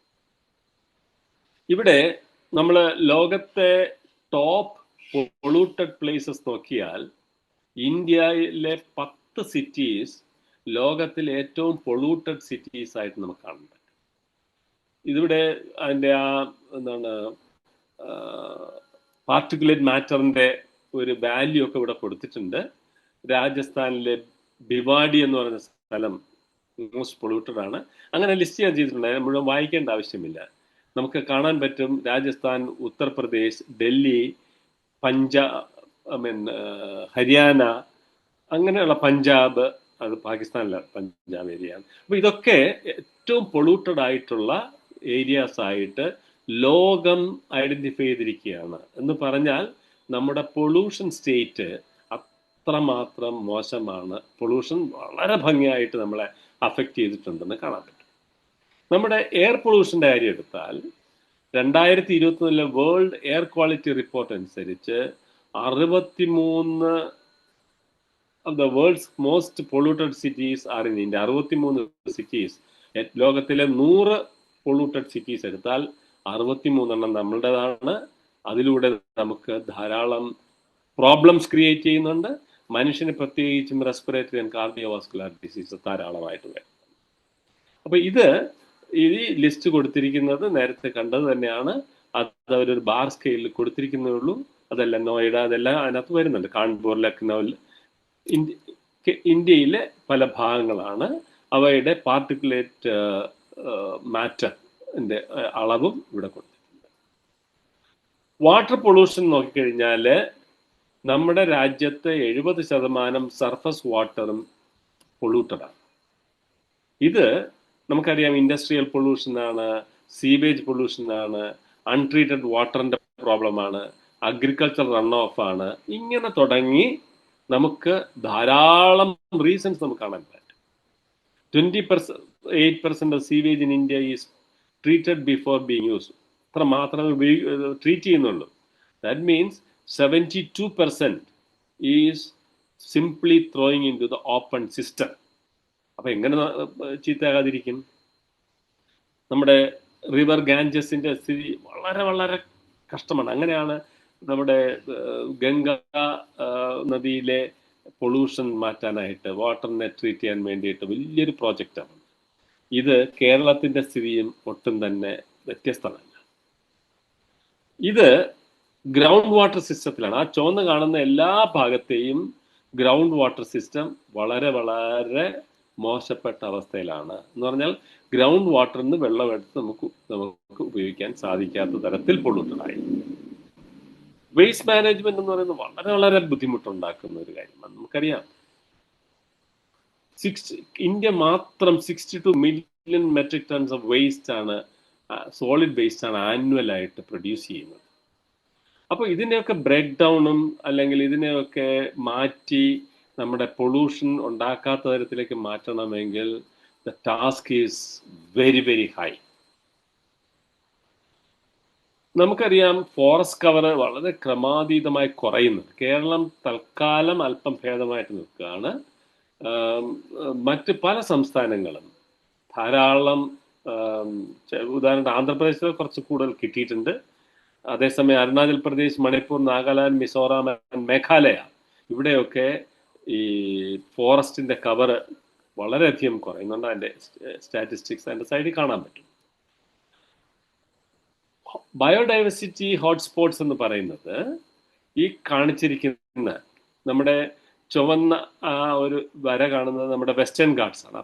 തപ്തി റിവർ വരെ എത്തുന്ന വെസ്റ്റേൺ ഗാട്ട്സ്. ഞാൻ വെസ്റ്റേൺ ഗാട്ട്സിലൊക്കെ ഒത്തിരി അധികം വർക്ക് ചെയ്തിട്ടുള്ള ഒരാളായതുകൊണ്ട് എനിക്കറിയാം എന്തുമാത്രം ലോകത്തില്ലാത്ത പുതിയ പുതിയ സ്പീഷീസാണ് നമുക്കുള്ളത്. അപ്പൊ ബയോഡൈവേഴ്സിറ്റി ലോസ് കൊണ്ട് എന്തെങ്കിലും പ്രശ്നം ഉണ്ടാവും. നമ്മുടെ അച്ഛൻ പറഞ്ഞ ഡോഡോയുടെ കാര്യം പറഞ്ഞതുപോലെ ഒരു പ്രദേശത്തെ ജൈവ വൈവിധ്യത്തിന്റെ നിലനിൽപ്പ് മറ്റ് ജൈവ വൈവിധ്യങ്ങളെ ആശ്രയിച്ചാണ്. ഇപ്പൊ പണ്ടൊരു നമുക്ക് നന്നായിട്ട് എല്ലാവർക്കും അറിയാവുന്ന ഒരു കാര്യമുണ്ട്. ഇൻസെക്റ്റുകള് നമ്മുടെ രാജ്യത്ത് ധാരാളം നമുക്ക് ഇൻസെക്റ്റുകളുണ്ട്, വളരെ ഉപദ്രവകാരികളൊക്കെ ഉണ്ട്. പക്ഷെ അങ്ങനെ ഒരു വർഗം ഇല്ലായിരുന്നുവെങ്കിൽ നമുക്ക് ഫുഡ് പ്രൊഡക്ഷൻ ഉണ്ടാവുമായിരുന്നില്ല. അപ്പൊ ആ പോളിനേഷനൊക്കെ ഏറ്റവും കൂടുതൽ സഹായിക്കുന്നത് ഈ ഇൻസെക്റ്റുകളാണ്. അപ്പൊ നമ്മൾ ഒരു ജീവിയെയും നമുക്ക് അണ്ടർ എസ്റ്റിമേറ്റ് ചെയ്യാൻ പറ്റില്ല. അത് സമൂഹത്തിന് നൽകുന്ന എന്താണ് സർവീസസ് അത്രയ്ക്ക് വളരെ കൂടുതലാണ്. ഈ കാണിച്ചിരിക്കുന്നത് ഏറ്റവും കൂടുതൽ ബയോഡൈവേഴ്സിറ്റി ഉള്ള ഏരിയാസ് ആണ് മാർക്ക് ചെയ്തിരിക്കുന്നത്. നമ്മൾ എർത്ത് സർഫസ് നോക്കിക്കഴിഞ്ഞാൽ എർത്ത് സർഫസ് ഓൾമോസ്റ്റ് ഡാമേജ്ഡ് 50% കൂടുതൽ ഡാമേജ്ഡ് ആയി കഴിഞ്ഞു. ആ ചുവന്ന കാണിക്കുന്നത് ഡാമേജ്ഡ് ആയിട്ടുള്ളതാണ്, അല്ലെങ്കിൽ നഷ്ടപ്പെട്ടിട്ടുള്ളതാണ്. ഓഷന്റെ മിക്കവാറും ഭാഗങ്ങൾ പൊള്യൂട്ടഡ് ആയി. ഫോറസ്റ്റുകൾ നല്ല ശതമാനവും അങ്ങനെയാണ്. സീ ഗ്രാസ് മെഡോസ്, സീയുടെ അടിഭാഗത്ത് കാണുന്ന മെഡോസ് എന്താണ് സീ ഗ്രാസുകൾ എന്നതിനെ പറയുന്നത്, അതൊക്കെ നഷ്ടപ്പെട്ടുകൊണ്ടിരിക്കുകയാണ്. പ്രിഡേറ്ററി ഫിഷസ് എല്ലാം നഷ്ടപ്പെട്ടു. കുറച്ചു കാലം കഴിയുമ്പോഴത്തേക്ക് നമുക്ക് ഫിഷ് കിട്ടാത്തൊരവസ്ഥയിലേക്ക് എത്തിപ്പെടാൻ സാധ്യതയുണ്ടെന്ന്. കോറൽ കവർ കുറയുന്നു, ടെറസ്ട്രിയൽ വെജിറ്റേഷൻ കുറയുന്നു. അതെല്ലാം തന്നെ ഇതിനകത്ത് ആ നടുക്ക് കാണുന്ന വരെ 50%. നോക്കിയാൽ കാണാം മിക്കവാറും എല്ലാം തന്നെ 50% എക്സീഡ് ചെയ്തിരിക്കുകയാണ് ആ ചുവന്ന വരെ എന്ന് മനസ്സിലാക്കാൻ സാധിക്കും. Melting of ice at polar regions നമുക്കിത് കാണാൻ പറ്റും. ഐസിങ് വലിയ കൂമ്പാരം പോലെ ഇരിക്കുന്ന ഐസ് എല്ലാം മെൽറ്റ് ചെയ്തിട്ട് വെള്ളമായിട്ട് താഴേക്ക് വരികയാണ്. അങ്ങനെ വന്നു കഴിഞ്ഞാൽ നമ്മുടെ ഓഷൻസ് എല്ലാം തന്നെ കൂടുതൽ കൂടുതൽ സീ ലെവൽ റൈസിലേക്ക് പോകും. അതോടൊപ്പം തന്നെ നമ്മുടെ ടെറസ്ട്രിയൽ എൻവയൺമെന്റ് വെള്ളത്തിനടിയിലേക്ക് പോവുകയും പലതരത്തിലുള്ള ബയോഡൈവേഴ്സിറ്റി ലോസ് ഉണ്ടാകും. ഒരു പക്ഷേ മറു സൈഡിൽ വേറെ തരത്തിലുള്ള ബയോഡൈവേഴ്സിറ്റി ഉണ്ടാകും എന്ന് പറഞ്ഞാൽ പോലും നമ്മുടെ ജീവിതം കൂടുതൽ കൂടുതൽ സങ്കീർണമാകും എന്നുള്ളതിന് യാതൊരു സംശയമില്ല. I'll talk about plastic pollution. എന്തുകൊണ്ടാണെന്ന് പറഞ്ഞാൽ ഈ അടുത്ത കാലത്ത് ചെയ്ത ചില പ്രവർത്തനങ്ങൾ നിങ്ങളോട് പറയാനും കൂടെ വേണ്ടിയിട്ടാണ്. ആരെങ്കിലും കേൾക്കണമല്ലോ എന്ന് വെച്ച് പറയട്ടോ. It is a major problem now facing the country, not only our country, throughout the world. Plastic is everywhere. നമുക്ക് ഏതെങ്കിലും ഒരു പ്ലാസ്റ്റിക് ഇല്ലാത്തൊരു ഇത് കാണാൻ പറ്റുമോ? ഞാൻ ഒരിക്കൽ ഒരു കോൺഫറൻസിന് പോകുമ്പോഴത്തേക്ക് അന്ന് നമ്മുടെ ടാറ്റയാണ് അന്നത്തെ ലീഡ് ടോക്ക് അവതരിപ്പിക്കാൻ വന്നത്. അദ്ദേഹം പ്ലാസ്റ്റിക് ഒഴിവാക്കാൻ വേണ്ടിയുള്ള കോൺഫറൻസിൽ അദ്ദേഹം പറഞ്ഞ പ്ലാസ്റ്റിക് ഒഴിവാക്കാനേ പറ്റില്ല. അദ്ദേഹം പറഞ്ഞത് എയർക്രാഫ്റ്റുകളിൽ പ്ലാസ്റ്റിക് ഒഴിവാക്കിയാൽ എന്ത് ചെയ്യും? അങ്ങനെ എല്ലാം നമ്മുടെ ഓടുന്ന കാറാണെങ്കിലും അപ്പോൾ പ്ലാസ്റ്റിക് എന്ന് പറയുന്നത് ഒഴിവാക്കാനേ സാധിക്കില്ല. പിന്നെ പ്ലാസ്റ്റിക് എന്ത് ചെയ്യാൻ പറ്റും? വളരെ സേഫായിട്ട് അതിനെ റീസൈക്കിൾ ചെയ്ത് റീയൂസ് ചെയ്യാൻ പറ്റും. ഇത് പക്ഷെ നമ്മൾ വളരെ പിന്നിലാണ് അത്തരം കാര്യങ്ങൾ. It reduces soil fertility. ഞാൻ കുറച്ച് സ്ലൈഡ്സ് കാണിക്കാം, അതിൽ നിന്ന് ഭംഗിയായിട്ട് മനസ്സിലാവും. മൈക്രോ പ്ലാസ്റ്റിക് എന്ന് പറയുന്നത് വെതറിങ് കൊണ്ട് മഴ വീണ് അല്ലെങ്കിൽ വെയിലടിച്ച് കാറ്റടിച്ച് ഇത് ചെറിയ ചെറിയ പാർട്ടിക്കിളായിട്ട് പോവുകയാണ്. ആ പാർട്ടിക്കിളെല്ലാം തന്നെ ഒഴുകി കടലിലേക്ക് ചെന്ന് കഴിയുമ്പോൾ ഇത് മത്സ്യത്തിൻ്റെയും അതിൻ്റെ ഒരുപാട് പിക്ചേഴ്സ് നമുക്ക് കാണാൻ സാധിക്കും. ഇത് ഞാനിപ്പോൾ ഓർക്കുന്ന 1986 ഞാൻ കാർഷിക സർവകലാശാലയിൽ ജോലി ചെയ്യുമ്പോൾ അവിടെ ഒരു അന്നത്തെ പ്രൊഫസർ വിജയലക്ഷ്മി എന്ന് പറഞ്ഞൊരു മാഡം ഉണ്ടായിരുന്നു. ആ മാഡം അന്ന് റിപ്പോർട്ട് ചെയ്തൊരു കാര്യം ഞാൻ ഇപ്പോഴും എൻ്റെ മനസ്സിൽ ഇങ്ങനെ നിൽക്കുകയാണ്. പ്ലാസ്റ്റിക്കിൻ്റെ എക്സ്യൂഡ്സിൻ്റെ തന്മാത്രകൾ മദേഴ്സ് മിൽക്കിൽ കണ്ടെത്തി എന്നുള്ളതാണ് 1986. അപ്പോൾ ഇതിൻ്റെ ആ ഒരു മെനേസ് എന്ന് പറഞ്ഞാൽ അത്ര ഭയങ്കരമാണ്. Now it exudes plastic. ഒരു വർഗത്തെക്കുറിച്ച് ഞാൻ ഒരു സെഷൻ ചെയർ ചെയ്യുന്ന സമയത്ത് സെൻട്രൽ മറൈൻ ഫിഷറീസ് റിസർച്ച് ഇൻസ്റ്റിറ്റ്യൂട്ടിൽ പ്ലാസ്റ്റിക്കിനെ കുറിച്ചുള്ള ഒരു വലിയ സെമിനാർ നടക്കുമ്പോൾ, കോൺഫറൻസ് നടക്കുമ്പോൾ, അവിടെ നാഷണൽ ഇൻസ്റ്റിറ്റ്യൂട്ട് ഓഫ് ഓഷനോഗ്രഫിയിലുള്ള ഒരു ടീം, ഇത് 15 വർഷങ്ങൾക്ക് മുമ്പാണ്, അന്നത്തെ കാലത്ത് കോപ്പിപ്പോഡ് എന്ന് പറയുന്ന സുസൂക്ഷ്മങ്ങളായിട്ടുള്ള ജീവജാലങ്ങളുടെ ബോഡി ഫ്ലൂയിഡിനകത്ത് ഈ ഇതിൻ്റെ എക്സ്യൂഡ്സ് റിപ്പോർട്ട് ചെയ്ത ഒരു കാലം 15 വർഷങ്ങൾക്ക് മുമ്പ്. അപ്പോൾ അതിനേക്കാൾ കൂടുതൽ പ്ലാസ്റ്റിക് നമ്മുടെ ഓഷനിലൊക്കെ എത്തിക്കഴിഞ്ഞ സാഹചര്യത്തിൽ എന്തുമാത്രം ജീവജാലങ്ങളുടെ ബോഡി ഫ്ലൂയിഡിലാണ് ഇത് കടന്നുകൂടിയിട്ടുണ്ടെന്നുള്ളത് നമുക്ക് ചിന്തിക്കാവുന്നേ ഉള്ളൂ. അങ്ങനെ കടന്നുകൂടിയാൽ എന്തെങ്കിലും കുഴപ്പമുണ്ടോ എന്ന് ചോദിച്ചാൽ അതല്ലേ നമ്മൾ കഴിക്കുന്നത്. അപ്പം നമ്മുടെ ശരീരത്തിനകത്ത് ഇത് എത്തിയിട്ടുണ്ട് എന്നുള്ളതാണ്. ഇത് തന്നെയാണ് ഇന്നത്തെ നമ്മുടെ പിള്ളേർ, നമ്മുടെ സമൂഹത്തിൽ നമ്മൾ അനുഭവിക്കുന്ന ഏറ്റവും വലിയ പ്രശ്നം. അത് ഐഡന്റിഫൈ ചെയ്തെടുക്കാൻ പറ്റിയിട്ടില്ല, വേർതിരിച്ചെടുക്കാൻ പറ്റിയിട്ടില്ല. അതുകൊണ്ട് തന്നെ നമ്മൾ ഓരോ ദിവസം കഴിയുന്തോറും രോഗങ്ങളുടെ എണ്ണം വർദ്ധിപ്പിക്കുന്ന ഫാക്ടറീസായി മാറുക. ഇതൊരു പിക്ചറാണ്, ഇത് ഞാൻ എടുത്തതല്ല, ഞാൻ ഒരു സ്ഥലത്ത് നിന്ന് എടുത്തതാണ് കാണിക്കാൻ വേണ്ടി. അത്രമാത്രം ഇതൊന്നുമല്ല, ഇത് ഞാനിപ്പോൾ ഇന്നത്തെ ആവശ്യത്തിന് വേണ്ടി പെട്ടെന്ന് എടുത്തപ്പോഴാണ്. ഇതിനേക്കാളൊക്കെ വളരെ പരിതാപകരമായിട്ടുള്ള, അല്ലെങ്കിൽ നമ്മളെ വളരെയധികം വിഷമിപ്പിക്കുന്ന പിക്ചേഴ്സ് നമുക്കുണ്ട്. ഇത് നമുക്കറിയാം, നമ്മുടെ ഓരോ വസ്തുക്കളും പ്രകൃതിയിൽ എത്തിക്കഴിഞ്ഞാൽ ഫിഷിംഗ് ലൈൻ 600 വർഷം കൊണ്ടേ നശിക്കുകയുള്ളൂ. ഡിസ്പോസബിൾസ് ഡയാപ്പർ 450 വർഷം വേണം അത് നശിച്ചു പോകാൻ. പ്ലാസ്റ്റിക് ബോട്ടിൽ 450 വർഷം വേണം. പ്ലാസ്റ്റിക് ബിവറേജസ്, അങ്ങനെ ഇതെല്ലാം ഈ ഓരോന്നും ഇവിടെ കൊടുത്തിട്ടുണ്ട്. പ്ലാസ്റ്റിക് ബാഗ്സ് 20 വർഷമെങ്കിലും എടുക്കും അതൊന്ന് ടേൺ ഓഫ് ചെയ്ത് പോകാൻ, പക്ഷെ അത് പോകുന്നില്ല. ഇതാണ് അവസ്ഥ. ഇവിടെ പ്ലാസ്റ്റിക് വേസ്റ്റ് അക്യുമുലേറ്റ് പ്രകൃതിയിൽ, ഓഷനിൽ പ്രത്യേകിച്ചും ഓരോരോ റീജിയൻ, അതായത് ഇന്ത്യ എടുത്തു കഴിഞ്ഞാൽ 2000 1,53,987 ടണ്ണാണ്. അത് 2019 ആയപ്പോൾ 1.22 മില്യൺ ടൺസിലേക്ക് അത് മാറി. സബ് സഹാറൻ ആഫ്രിക്കയിലുള്ള സ്ഥിതി അവിടെ കൊടുത്തിട്ടുണ്ട്. Oceania, middle east and Africa, ഇങ്ങനെ എല്ലാ. US 3.35 മില്യൺ ടൺസ് ആണ് ഇപ്പോൾ ഓഷനിലേക്ക് തള്ളിവിടുന്നത്.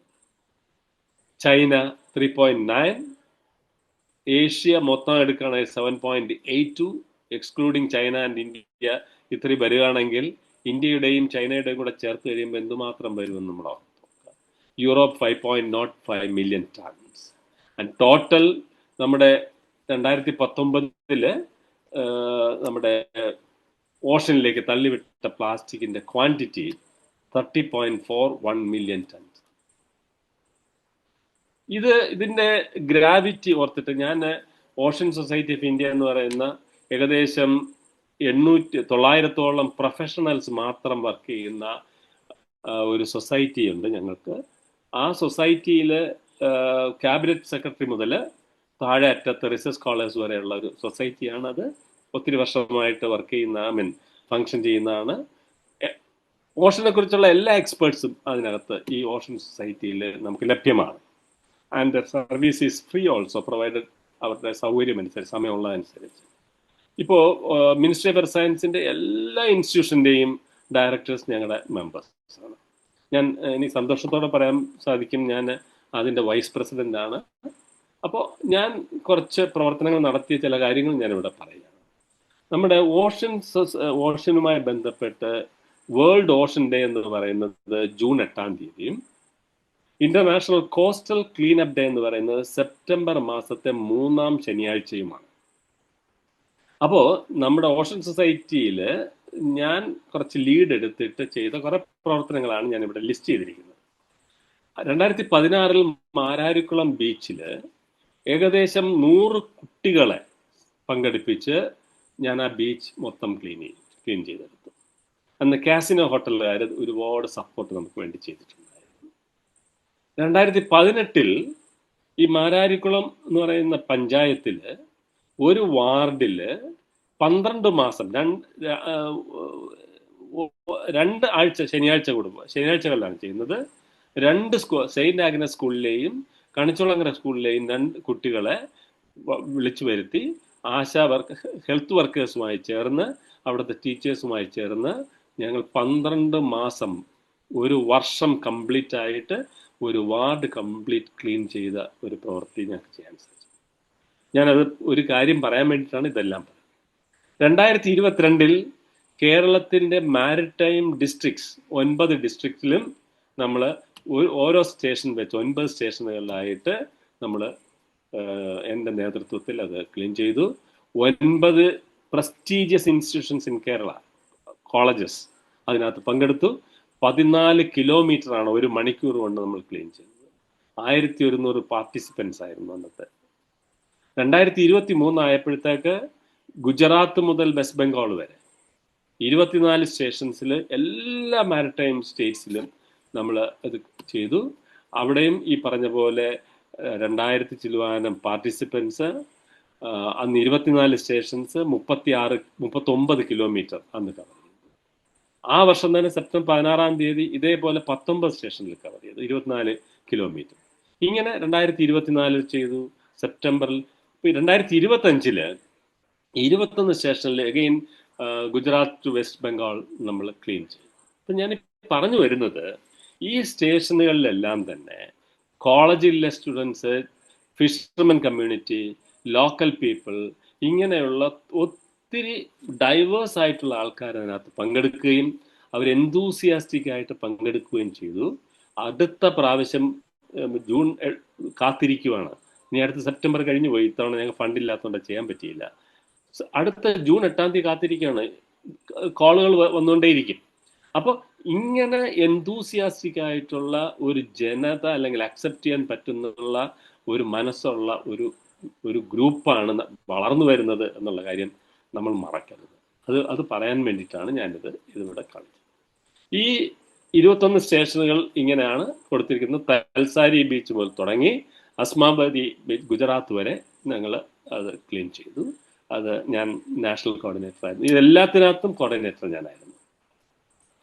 ഇതിൻ്റെ റിപ്പോർട്ട് ഞാനിപ്പോൾ സബ്മിറ്റ് ചെയ്തു ജൂലൈയിൽ. അതിനകത്ത് 175 പേജുള്ള റിപ്പോർട്ടാണ് ഞാൻ അത് കൊടുത്തിരിക്കുന്നത് ഗവൺമെൻറ് ഓഫ് ഇന്ത്യക്ക്. ഇത് നമ്മൾ നോക്കിക്കഴിഞ്ഞാൽ കാർത്തികപ്പള്ളി, നമ്മുടെ ആലപ്പുഴ ജില്ലയിൽ ഉള്ള ഒരു സ്ഥലത്ത് പ്ലാസ്റ്റിക്കിൻ്റെ കൂമ്പാരമാണ് ഈ കാണുന്നത്. നമ്മൾ ഈ ഒരു ഇത് കാണിക്കുന്നത്, ഇതിനകത്തൊരു ഒന്നുമില്ല, ഞാനത് കാണിക്കുന്നതിന് ഒന്നും ഇതിനകത്ത് ആഡ് ചെയ്യരുത്. ഇത് വളരെ ക്ലീൻ ആയിട്ട് നമ്മൾ മനസ്സിലാക്കേണ്ട ഒരു കാര്യത്തിന് വേണ്ടി മാത്രമാണ്. അല്ല ഇതിന് മറ്റൊരു രൂപമോ ഭാവമോ ഇൻ്റർപ്രിട്ടേഷൻ ഇതിനില്ല. ഇതെന്തിനാ കാണിക്കുന്നത് പറഞ്ഞാൽ, നമ്മുടെ മാംഗ്ലൂരിൽ ടോങ്ക എന്ന് പറയുന്ന ബീച്ച് എനിക്ക് ഭയങ്കര ഇഷ്ടമുള്ളൊരു ബീച്ചാണ്. അവിടെ ആൾക്കാർ ഇങ്ങനെയുള്ള പ്രധാന ദിവസങ്ങളിൽ സ്വാമിമാര് വന്നിട്ട് പ്രകൃതിയെ വന്ദിക്കുന്ന ഒരു പ്രക്രിയയുണ്ട്. അത് നമ്മൾ ഓഷൻ സൊസൈറ്റി ഓഫ് ഇന്ത്യ പോയി അവിടെ ക്ലീൻ ചെയ്താലും ഇല്ലേലും അതിൻ്റെ ആ ബീച്ചിൻ്റെ പല ഭാഗങ്ങളിൽ ഇതുപോലെ പ്രകൃതിയെ സ്നേഹിക്കുന്ന, പ്രകൃതിയെ വർഷിപ്പ് ചെയ്യുന്ന ആൾക്കാരുണ്ട്. അടുത്ത സ്ലൈഡ് കാണിക്കാം. ഇത് പാലാണ്, ആ കടലിലേക്ക് ഒഴുക്കിയാണ്. ദൈവത്തോട് പ്രകൃതി കാത്തുരക്ഷിക്കണമേ എന്നൊക്കെ പറഞ്ഞുകൊണ്ട് ലോക്കൽ ആൾക്കാർ ചെയ്യുന്ന ഒരു പ്രക്രിയയാണ്. അപ്പൊ പ്രകൃതി അത്രമാത്രം വർഷിപ്പ് ചെയ്യുന്ന ആൾക്കാർ നമുക്കുണ്ട്. പ്രകൃതിയെ വർഷിപ്പ് ചെയ്യേണ്ടതാണ് എന്ന അഭിപ്രായക്കാരനാണ്. ഇത് അവിടെ തന്നെ കളക്ട് ചെയ്ത പ്ലാസ്റ്റിക് വേസ്റ്റ് ആണ്. ഈ അടുത്ത കാലത്ത് നമുക്കറിയാം, നമുക്ക് 2 ഷിപ്പുകൾ താഴ്ന്നിട്ടുണ്ട്. MNC എന്ന് പറഞ്ഞൊരു ഷിപ്പ് താഴ്ന്നു. ഈ MNC എന്ന് പറയുന്ന ഷിപ്പിനകത്ത് നിന്ന് ക്വാണ്ടിഫൈ ചെയ്യാൻ പറ്റാത്തത്ര പ്ലാസ്റ്റിക് നഡിൽസ് ഇവിടെ പ്രകൃതിയിൽ ഇങ്ങനെ കോസ്റ്റ് മുഴുവൻ ഇങ്ങനെ പരന്നു കിടപ്പുണ്ട്. ചില ഫിഷിനകത്ത് നിന്ന് ഇത് കിട്ടുകയും ചെയ്തിട്ടുണ്ട്. ഇതാണ് പ്ലാസ്റ്റിക് നഡിൽസ്. അത് കാണിക്കാൻ വേണ്ടിയിട്ടാണ്. ഇത് കോവളം ബീച്ച്, ട്രിവാൻഡ്രത്ത് കോവളം ബീച്ചിൽ അടിഞ്ഞുകൂടിയ നഡിൽസ് ആണ്. ഇത് ത്രൂ ഔട്ട് കേരള നമുക്ക് കാണാൻ സാധിക്കും. MNC ഷിപ്പിൽ നിന്ന് ഉണ്ടായതാണ്. ഇത് തുമ്പ സെന്റ് സേവിയേഴ്സ് കോളേജിനോടടുത്ത്, ഞാൻ പഠിച്ച ഒരു കോളേജാണ്, അതുകൊണ്ട് അവിടെ ഒരു സ്റ്റേഷൻ ഞാൻ ഫിക്സ് ചെയ്ത് അവിടെ ചെയ്തതാണ്. ഈ തുമ്പയിൽ ഇപ്പുറത്ത് 3, ഇതിൽ മൊത്തം ഒരു ചാക്കിനകത്ത് 25 കിലോഗ്രാം നഡിൽസ് ഉണ്ട്. ഇത് അവരൊരു സ്ഥലത്തേക്ക് വലിച്ച് കൂട്ടി. ഇതുപോലെ എത്ര ചാക്കാണ് പൊട്ടിയും പൊളിഞ്ഞുമായിട്ട് കടലിലേക്ക് അടിഞ്ഞതെന്ന്. സോ ഇതിൻ്റെ ഫിലോസഫി എന്ന് പറയുന്നത്, വിദ്യാഭ്യാസം കൊടുത്തു മാത്രമേ നമുക്ക് നമ്മുടെ പ്രകൃതിയെ സംരക്ഷിക്കാൻ പറ്റുള്ളൂ, അല്ല മാൻഡേറ്ററി റൂൾസ് കൊണ്ട് മാത്രം ഇത് സാധിക്കുന്നതല്ല. അതുകൊണ്ട് തന്നെ നമ്മൾ വിദ്യാഭ്യാസം അത്ര ഭയങ്കരമാണ്, അതിന് അതിൻ്റെതായ വിലയുണ്ട്. വിദ്യാഭ്യാസവും അറിവും പരിജ്ഞാനവും. So we have success stories in Kerala. അപ്പോൾ ഇവിടെ ഒരു നമ്മുടെ ഓഷൻ സൊസൈറ്റി 2022 ഞാൻ പറഞ്ഞു, ഞാനത് ലീഡ് റോൾ എടുത്ത് കേരളത്തിൽ നടത്തി. വർക്കല എന്ന് പറഞ്ഞ ബീച്ചിൽ ആദ്യമായിട്ട് ബീച്ച് ക്ലീൻ ചെയ്യുന്നത് OSIയുടെ സാന്നിധ്യത്തിലാണ്. I was A coordinator for that. ഇവിടെ എല്ലാവരും പിതൃതർപ്പണ സമയത്ത്, ബലി ദിവസങ്ങളിൽ അതിഭയങ്കരമായ ജനം തടിച്ചുകൂടാറുണ്ട്. അവർ വന്നു പോകുമ്പോൾ നിശ്ചയമായിട്ടും അവിടെ പ്ലാസ്റ്റിക് കുന്നുകൂടാറുണ്ട്. പക്ഷേ ഈ നമ്മുടെ 2022 ശേഷം അവിടുത്തെ ആ കോളേജ്, SN കോളേജ് വർക്കല, അവിടുത്തെ ടീച്ചേഴ്സും സ്റ്റുഡൻസും എല്ലാം കൂടി അവിടുത്തെ മുനിസിപ്പാലിറ്റിയുമായിട്ട് ബന്ധപ്പെട്ടിട്ട് ഒരു ഗ്രീൻ പ്രോട്ടോകോൾ ഡിവൈസ് ചെയ്യുകയും ആ ഗ്രീൻ പ്രോട്ടോകോളിൻ്റെ സാന്നിധ്യത്തിൽ, അല്ലെങ്കിൽ അത് ഫോളോ ചെയ്തുകൊണ്ട് അവിടെയുള്ള എല്ലാ മനുഷ്യരും കൊണ്ടുവരുന്ന എല്ലാ പ്ലാസ്റ്റിക് സാധനങ്ങളും അവർ ഈ കടപ്പുറത്തേക്ക് വരുന്നതിന് മുമ്പ് ഉപേക്ഷിച്ച് അല്ലെങ്കിൽ വേറൊരു സ്ഥലത്ത് വെച്ചിട്ടാണ് ഇത് വരുന്നത്. അപ്പം ഇത്രയും ജനം അവിടെ വരുന്നുണ്ട്. ഇതാണ് അന്നത്തെ ജനക്കൂട്ടം.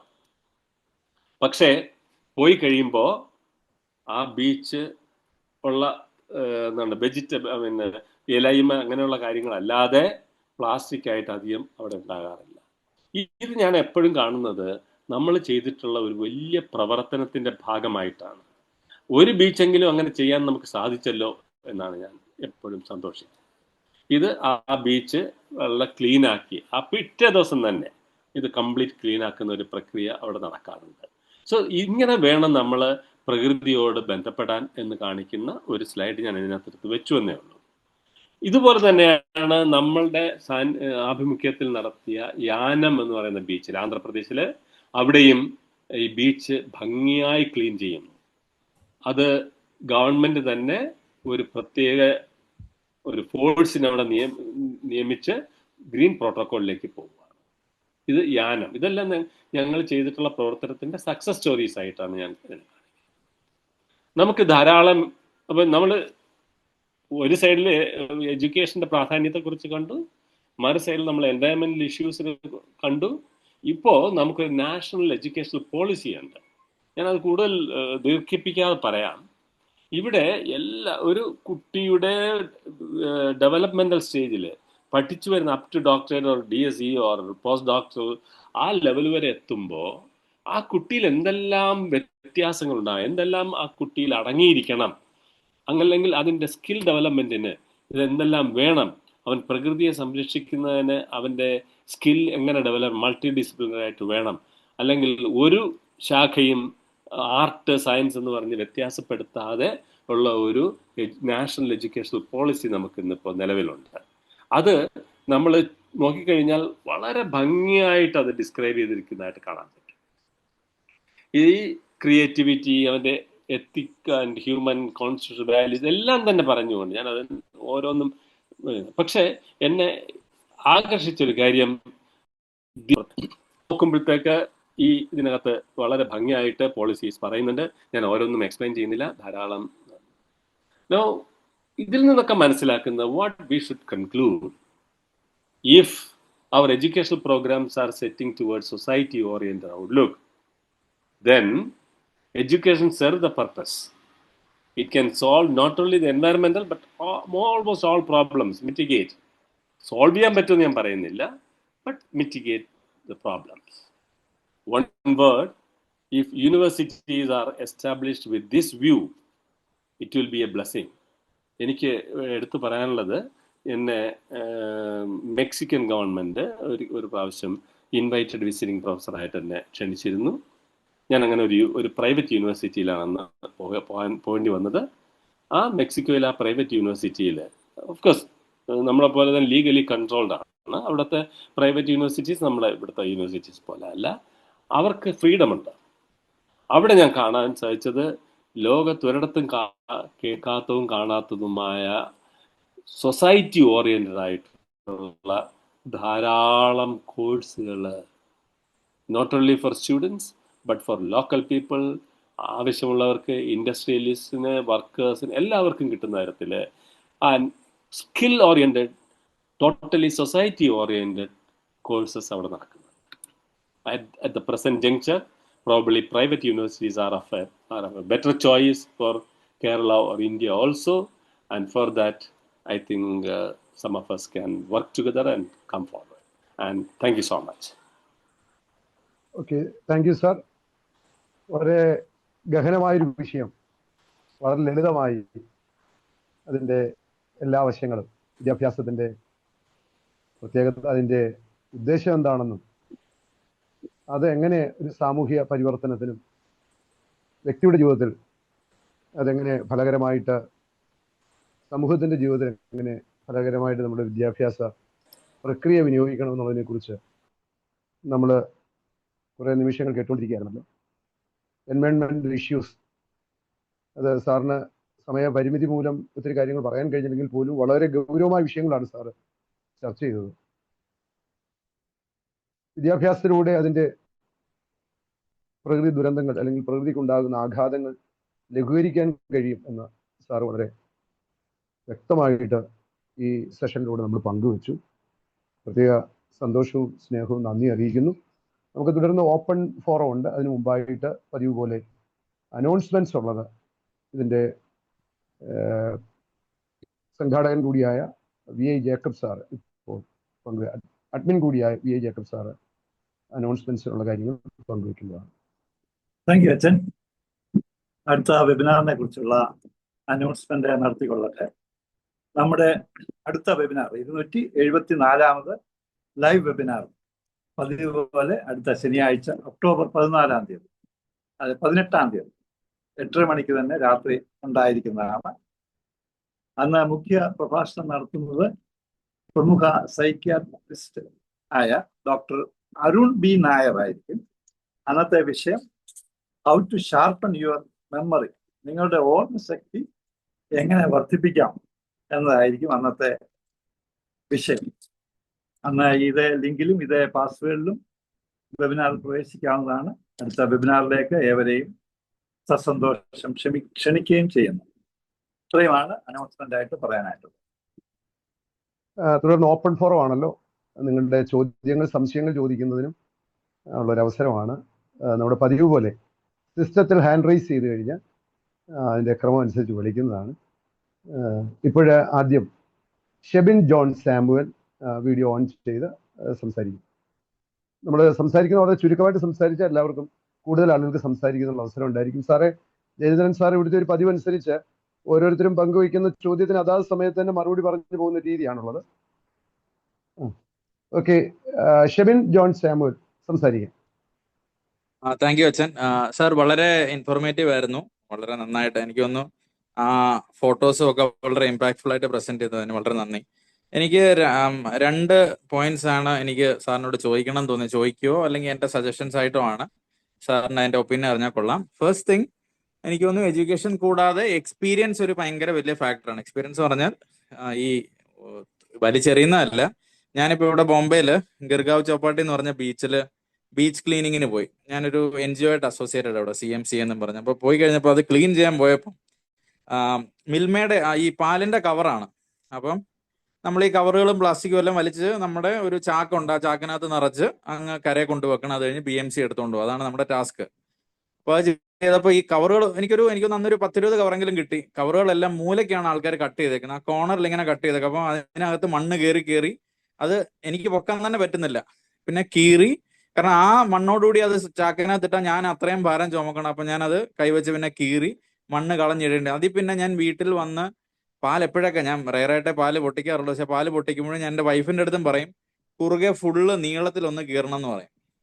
കാരണം എന്ന് പറഞ്ഞാൽ ഒന്നുമില്ല, ഇത് ക്ലീൻ ആക്കുന്ന ആൾക്ക് എടുത്ത് കുടഞ്ഞ് മണ്ണ് കളയാൻ എളുപ്പമാവല്ലോ എന്ന് വിചാരിച്ചു. അപ്പൊ എനിക്ക് ഒന്ന് ഒരു ഫസ്റ്റ് സജഷൻ എനിക്ക് പറയാനുള്ളത്, നമ്മളിതിപ്പം ഈ സിംഗപ്പൂരിലൊക്കെ മിലിറ്ററി സർവീസ് അല്ലെങ്കിൽ ആർമി സർവീസ് മാൻഡേറ്ററി ആണെന്ന് പറയുന്ന പോലെ കോളേജ് ലെവലിലോ ഏതെങ്കിലും ലെവലിൽ ഇത്ര പോയിന്റ്സ് ആൾക്കാർ ഇത് മാൻഡേറ്ററി ആയിട്ട് നേച്ചറുമായിട്ട് ചേർന്ന് അല്ലെങ്കിൽ എൻവയോൺമെന്റായിട്ട് ചേർന്നുള്ള അവേഴ്സ് ചെയ്യണം എന്നുള്ളത് മാൻഡേറ്ററി ആക്കി. ഒരുപക്ഷെ സാറിനൊക്കെ വളരെ പൊസിഷൻസിലൊക്കെ ഇരിക്കുന്നുണ്ട്, ഒരുപക്ഷെ ഇത് ഇംപ്ലിമെന്റ് ചെയ്യാൻ പറ്റും. അത് എനിക്ക് നല്ലതാന്ന് തോന്നുന്നു. അതിന് സാറിന്റെ അഭിപ്രായം എന്താണെന്ന് അറിഞ്ഞാൽ കൊള്ളാം. സെക്കൻഡ്, സാർ ഇടയ്ക്ക് എവിടെയോ പറഞ്ഞായിട്ട് എനിക്ക് തോന്നി ഇങ്ങനെ റൂൾസിനെക്കാട്ടി കൂടുതൽ എഡ്യൂക്കേഷൻ ആണ് പറ്റുന്നത്. പക്ഷെ എനിക്ക് തോന്നുന്നു റൂൾസും ഫൈൻസും ഒക്കെ വന്നാലും ഒരു പരിധി വരെ എനിക്ക് തോന്നുന്നു നമ്മുടെ ഈ ഡ്രൈവിങ്ങിന്റെ കാര്യം പോലെ ഓവർ സ്പീഡിങ്ങിന് 1-2 പ്രാവശ്യം ടിക്കറ്റ് കിട്ടി കഴിയുമ്പോൾ നമ്മളെല്ലാവരും ഓട്ടോമാറ്റിക് ആയിട്ട് കറക്റ്റ് സ്പീഡോമീറ്ററിൽ നോക്കി ഓടിക്കുന്നവരായി മാറും. അപ്പൊ എനിക്ക് തോന്നുന്നു ഈ ഫൈൻസ് ഒരു പക്ഷേ ട്രാഫിക്കിൽ നമുക്ക് അഡ്വാൻറ്റേജ് ഉള്ളത്, നമ്മുടെ ഇപ്പോൾ ഹൈ സെക്യൂരിറ്റി നമ്പർ പ്ലേറ്റ് ആയിട്ട് കറക്റ്റ് ആയിട്ട് നമ്പർ പ്ലേറ്റ് പിടിച്ച് വീട്ടിൽ വരും ഫൈൻ, നമുക്ക് ഒരു രീതിയിലും എസ്കേപ്പ് ചെയ്യാൻ പറ്റത്തില്ല. അപ്പോൾ അതുപോലത്തെ ഒരു സിസ്റ്റം എങ്ങനെയും വന്നാൽ, അത് ഇൻഡിവിജ്വൽസിനെ ടാഗ് ചെയ്യാൻ പ്രാക്ടിക്കലി ഇമ്പോസിബിൾ ആണ്, പക്ഷെ ഏതെങ്കിലും സിസ്റ്റം വന്നാൽ എനിക്കൊന്ന് ഈ ഒരു 2 കാര്യം കൂടി നമുക്ക് എഫക്റ്റീവായിട്ട് ഇംപ്ലിമെന്റ് ചെയ്താൽ ഒരുപക്ഷെ വളരെ ഹൈ ലെവൽ ഓഫ് ക്ലെൻലിനെസ്സും നേച്ചർ ഫ്രണ്ട്ലി ആയി മാറാൻ നമുക്ക് സാധിക്കത്തില്ലേ സാറേ? ഞാൻ ഇതിനകത്ത് ഉത്തരം പറയാൻ ശ്രമിക്കട്ടെ. യെസ്. ഓക്കെ. ഈ മിൽമ പാല്, മിൽമ എന്നല്ല ഏത് പാലായാലും കവറ് പലപ്പോഴും ആദ്യകാലത്തൊക്കെ കണ്ടിരുന്നത് ആ കോർണർ ഇങ്ങനെ കട്ട് ചെയ്ത് വിടും. ഈ കട്ട് ചെയ്ത് വിടുന്ന ആ ട്രയാങ്കുലർ പീസ് ഒരിക്കലും നമ്മുടെ ഡിസ്പോസിബിൾ സൈഡിലേക്ക് വരില്ല. ഇവൻ നമ്മുടെ വേസ്റ്റ് ആയിട്ട് നമ്മുടെ ഭൂമിയിലേക്ക് തന്നെ പോകുന്നു. അതിനൊരു വ്യത്യാസമാണ് കുറച്ച് കട്ട് ചെയ്തിട്ട് ഇത് വരിക എന്നുള്ളത്. അപ്പോൾ ഞാൻ എൻ്റെ വീട്ടിൽ ചെയ്യുന്നത് പാല് 1 മിനിറ്റ് എടുത്ത് ഡ്രെയിൻ ചെയ്യുന്ന തരത്തിൽ മാത്രമേ ഞാൻ കട്ട് ചെയ്യുള്ളൂ. അത് അഥവാ വീണാൽ പോലും അതിനകത്ത് മണ്ണ് നിറയാൻ പറ്റാത്ത തരത്തിലുള്ള ഒരു ഓട്ടയെ ഞാൻ ഇടുള്ളൂ. നിങ്ങൾ പറഞ്ഞ വളരെ കറക്റ്റ് ആയിട്ടുള്ളൊരു കാര്യമാണ്. പക്ഷെ നമ്മൾ മൊത്തം കട്ട് ചെയ്ത് കളഞ്ഞാൽ അതിനകത്ത് മണ്ണ് നിറയാൻ കൂടുതൽ സാധ്യതയാണ്. അതിനകത്ത് ഒരു പോർഷൻ പോലും പോവില്ല എന്നുള്ളൊരു ഭാഗം അതിനകത്തുണ്ടെങ്കിലും കൂടുതൽ അത് മണ്ണ് നിറഞ്ഞു നിൽക്കാൻ സാധ്യത കൂടുതലാണ്.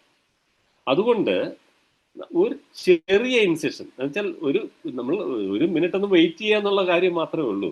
ഞാൻ അങ്ങനെയാണ് ചെയ്യുന്നത് എൻ്റെ വീട്ടിൽ. അതാ. പിന്നെ ഞാൻ കവർ പാൽ വാങ്ങിക്കുന്നത് വളരെ കുറവാണ്. ഞാൻ കുറച്ച് ദൂരെ പോയിട്ട് അന്നന്ന് കറന്ന് കഴിയുന്നത് ഞാൻ പാത്രം കൊണ്ടുപോയാൽ മേടിച്ചുകൊണ്ട് വരുള്ളൂ. ഞാൻ ആ കുപ്പിയിൽ മേടിക്കുന്നത്. അപ്പം അങ്ങനെ ഞാനത് പറഞ്ഞത് അതാണ് എനിക്ക് തോന്നിയൊരു suggestion. I may not be correct also. അപ്പോൾ അതാണ് എനിക്ക് ഒരു സജഷൻ പറയാനുള്ളത്. രണ്ടാമത്തെ പറഞ്ഞത് റൂൾ. ഞാൻ റൂള് വേണ്ടെന്നുള്ള അർത്ഥത്തിലല്ല. എനിക്ക് ചിരി തോന്നുന്ന ഒരു കാര്യം ഇവിടെ ഷെയർ ചെയ്യുക. നമ്മുടെ സിഗരറ്റ് പബ്ലിക് ഇതിനകത്ത് വലിക്കാൻ പാടില്ല എന്ന് കോടതി ഒരു നിയമം ഇത് പാസ്സാക്കിയായിരുന്നു. അന്നത്തെ ദിവസം ഞാൻ ഇതുപോലെ രാത്രി 7-8 മണി കഴിഞ്ഞു. എറണാകുളം ബസ് സ്റ്റാൻഡിൽ വന്നപ്പോഴത്തെ ബസ്സില്ല. പിന്നെ ഒരു പ്രൈവറ്റ് ട്രിപ്പ് അടിക്കുന്ന ഒരു വാഹനത്തിൽ കയറിയപ്പോൾ നല്ല മഴയായിരുന്നതുകൊണ്ട് മുഴുവൻ ഈ ചില്ലിട്ടിരിക്കുക. അപ്പോൾ കുറച്ച് ബുദ്ധിമുട്ടിയൊക്കെ അതിനകത്ത് ഇരിക്കുവാണ്. പക്ഷേ പറയാൻ പ്രയാസമുണ്ട്. ഇതിനകത്ത് ആരെങ്കിലും ഈ പോലീസ് ഫോഴ്സിൽ വർക്ക് ചെയ്യുന്നവരുണ്ടെങ്കിൽ ക്ഷമിക്കണം, ഞാൻ അവരെ ഉദ്ദേശിച്ചല്ല. ഒരാൾ മാത്രമാണ് അതിനകത്തിരുന്ന് ഈ അടച്ചിട്ടിരിക്കുന്ന മുറിക്കകത്തിരുന്ന് ഈ ടെമ്പോ വാനിലിരുന്ന് സിഗരറ്റ് വലിച്ചത്. അത് ഒരു പോലീസിന്. അപ്പം പലരും ഒരുപാട് പേര് ഞാൻ പറഞ്ഞത് ഞാൻ അവരെ കുറ്റം പറയാൻ വേണ്ടി പറഞ്ഞതല്ല, ക്ഷമിക്കണം. അതുകൊണ്ട് ഞാൻ അതിനെ ഒരു എക്സ്ക്യൂസ്. അപ്പൊ ഇവിടെ നോക്കുന്ന അത് കഴിഞ്ഞ് അദ്ദേഹം നാരായണക്കുറുപ്പ് എന്ന് പറഞ്ഞ ജഡ്ജിയായിരുന്നു അന്ന് അത് ആ ഓർഡർ പുറപ്പെടുവിച്ചത്. അപ്പോൾ ഇതുമായി ബന്ധപ്പെട്ട് അദ്ദേഹം ഞങ്ങളുടെ കോളേജിൽ അന്ന് വരുമ്പോൾ ഞാൻ അന്ന് ഒരു 3-4 ഡിപ്പാർട്ട്മെന്റിന്റെ തലവനായിട്ട് ഡയറക്ടറായിട്ട് ഇരിക്കുന്ന ഒരു സമയത്താണ്. അപ്പം ഞാൻ ഈ ഒരു കാര്യം ഇതേ കാര്യം ഞാൻ പറഞ്ഞു. അപ്പം ഞാൻ പറഞ്ഞു, സാർ ഇതിനോടൊപ്പം തന്നെ ഒരു അവയർനെസ് പ്രോഗ്രാം ഇതിനകത്ത് ആവശ്യമല്ലേ എന്ന് ഞാൻ അന്ന് അദ്ദേഹത്തോട് പറഞ്ഞു. അപ്പം അദ്ദേഹം വളരെ രസകരമായി അദ്ദേഹം ചിരിച്ചിട്ട് ഉത്തരവും പറഞ്ഞു. അദ്ദേഹം നിയമത്തിനെ എതിർത്ത് പറയാൻ പറ്റാത്ത ഒരാളായതുകൊണ്ട് പറഞ്ഞു. അതുകൊണ്ടായിരിക്കും ആ ചിരി വന്നത്. എന്തായാലും ഞാൻ പറയുന്നത്, ഞാൻ അതാ ഉദ്ദേശിച്ചത്. താങ്കൾ പറഞ്ഞ പോലെ തന്നെ, മിസ്റ്റർ ഷെബിൻ പറഞ്ഞ പോലെ തന്നെ, നിശ്ചയമായിട്ടും അനുഭവങ്ങൾ എന്ന് പറയുന്നത് വളരെ, ഞാൻ ആ സ്ലൈഡിൽ എടുത്തു പറഞ്ഞതാണ്. അനുഭവമാണ് ഗുരു.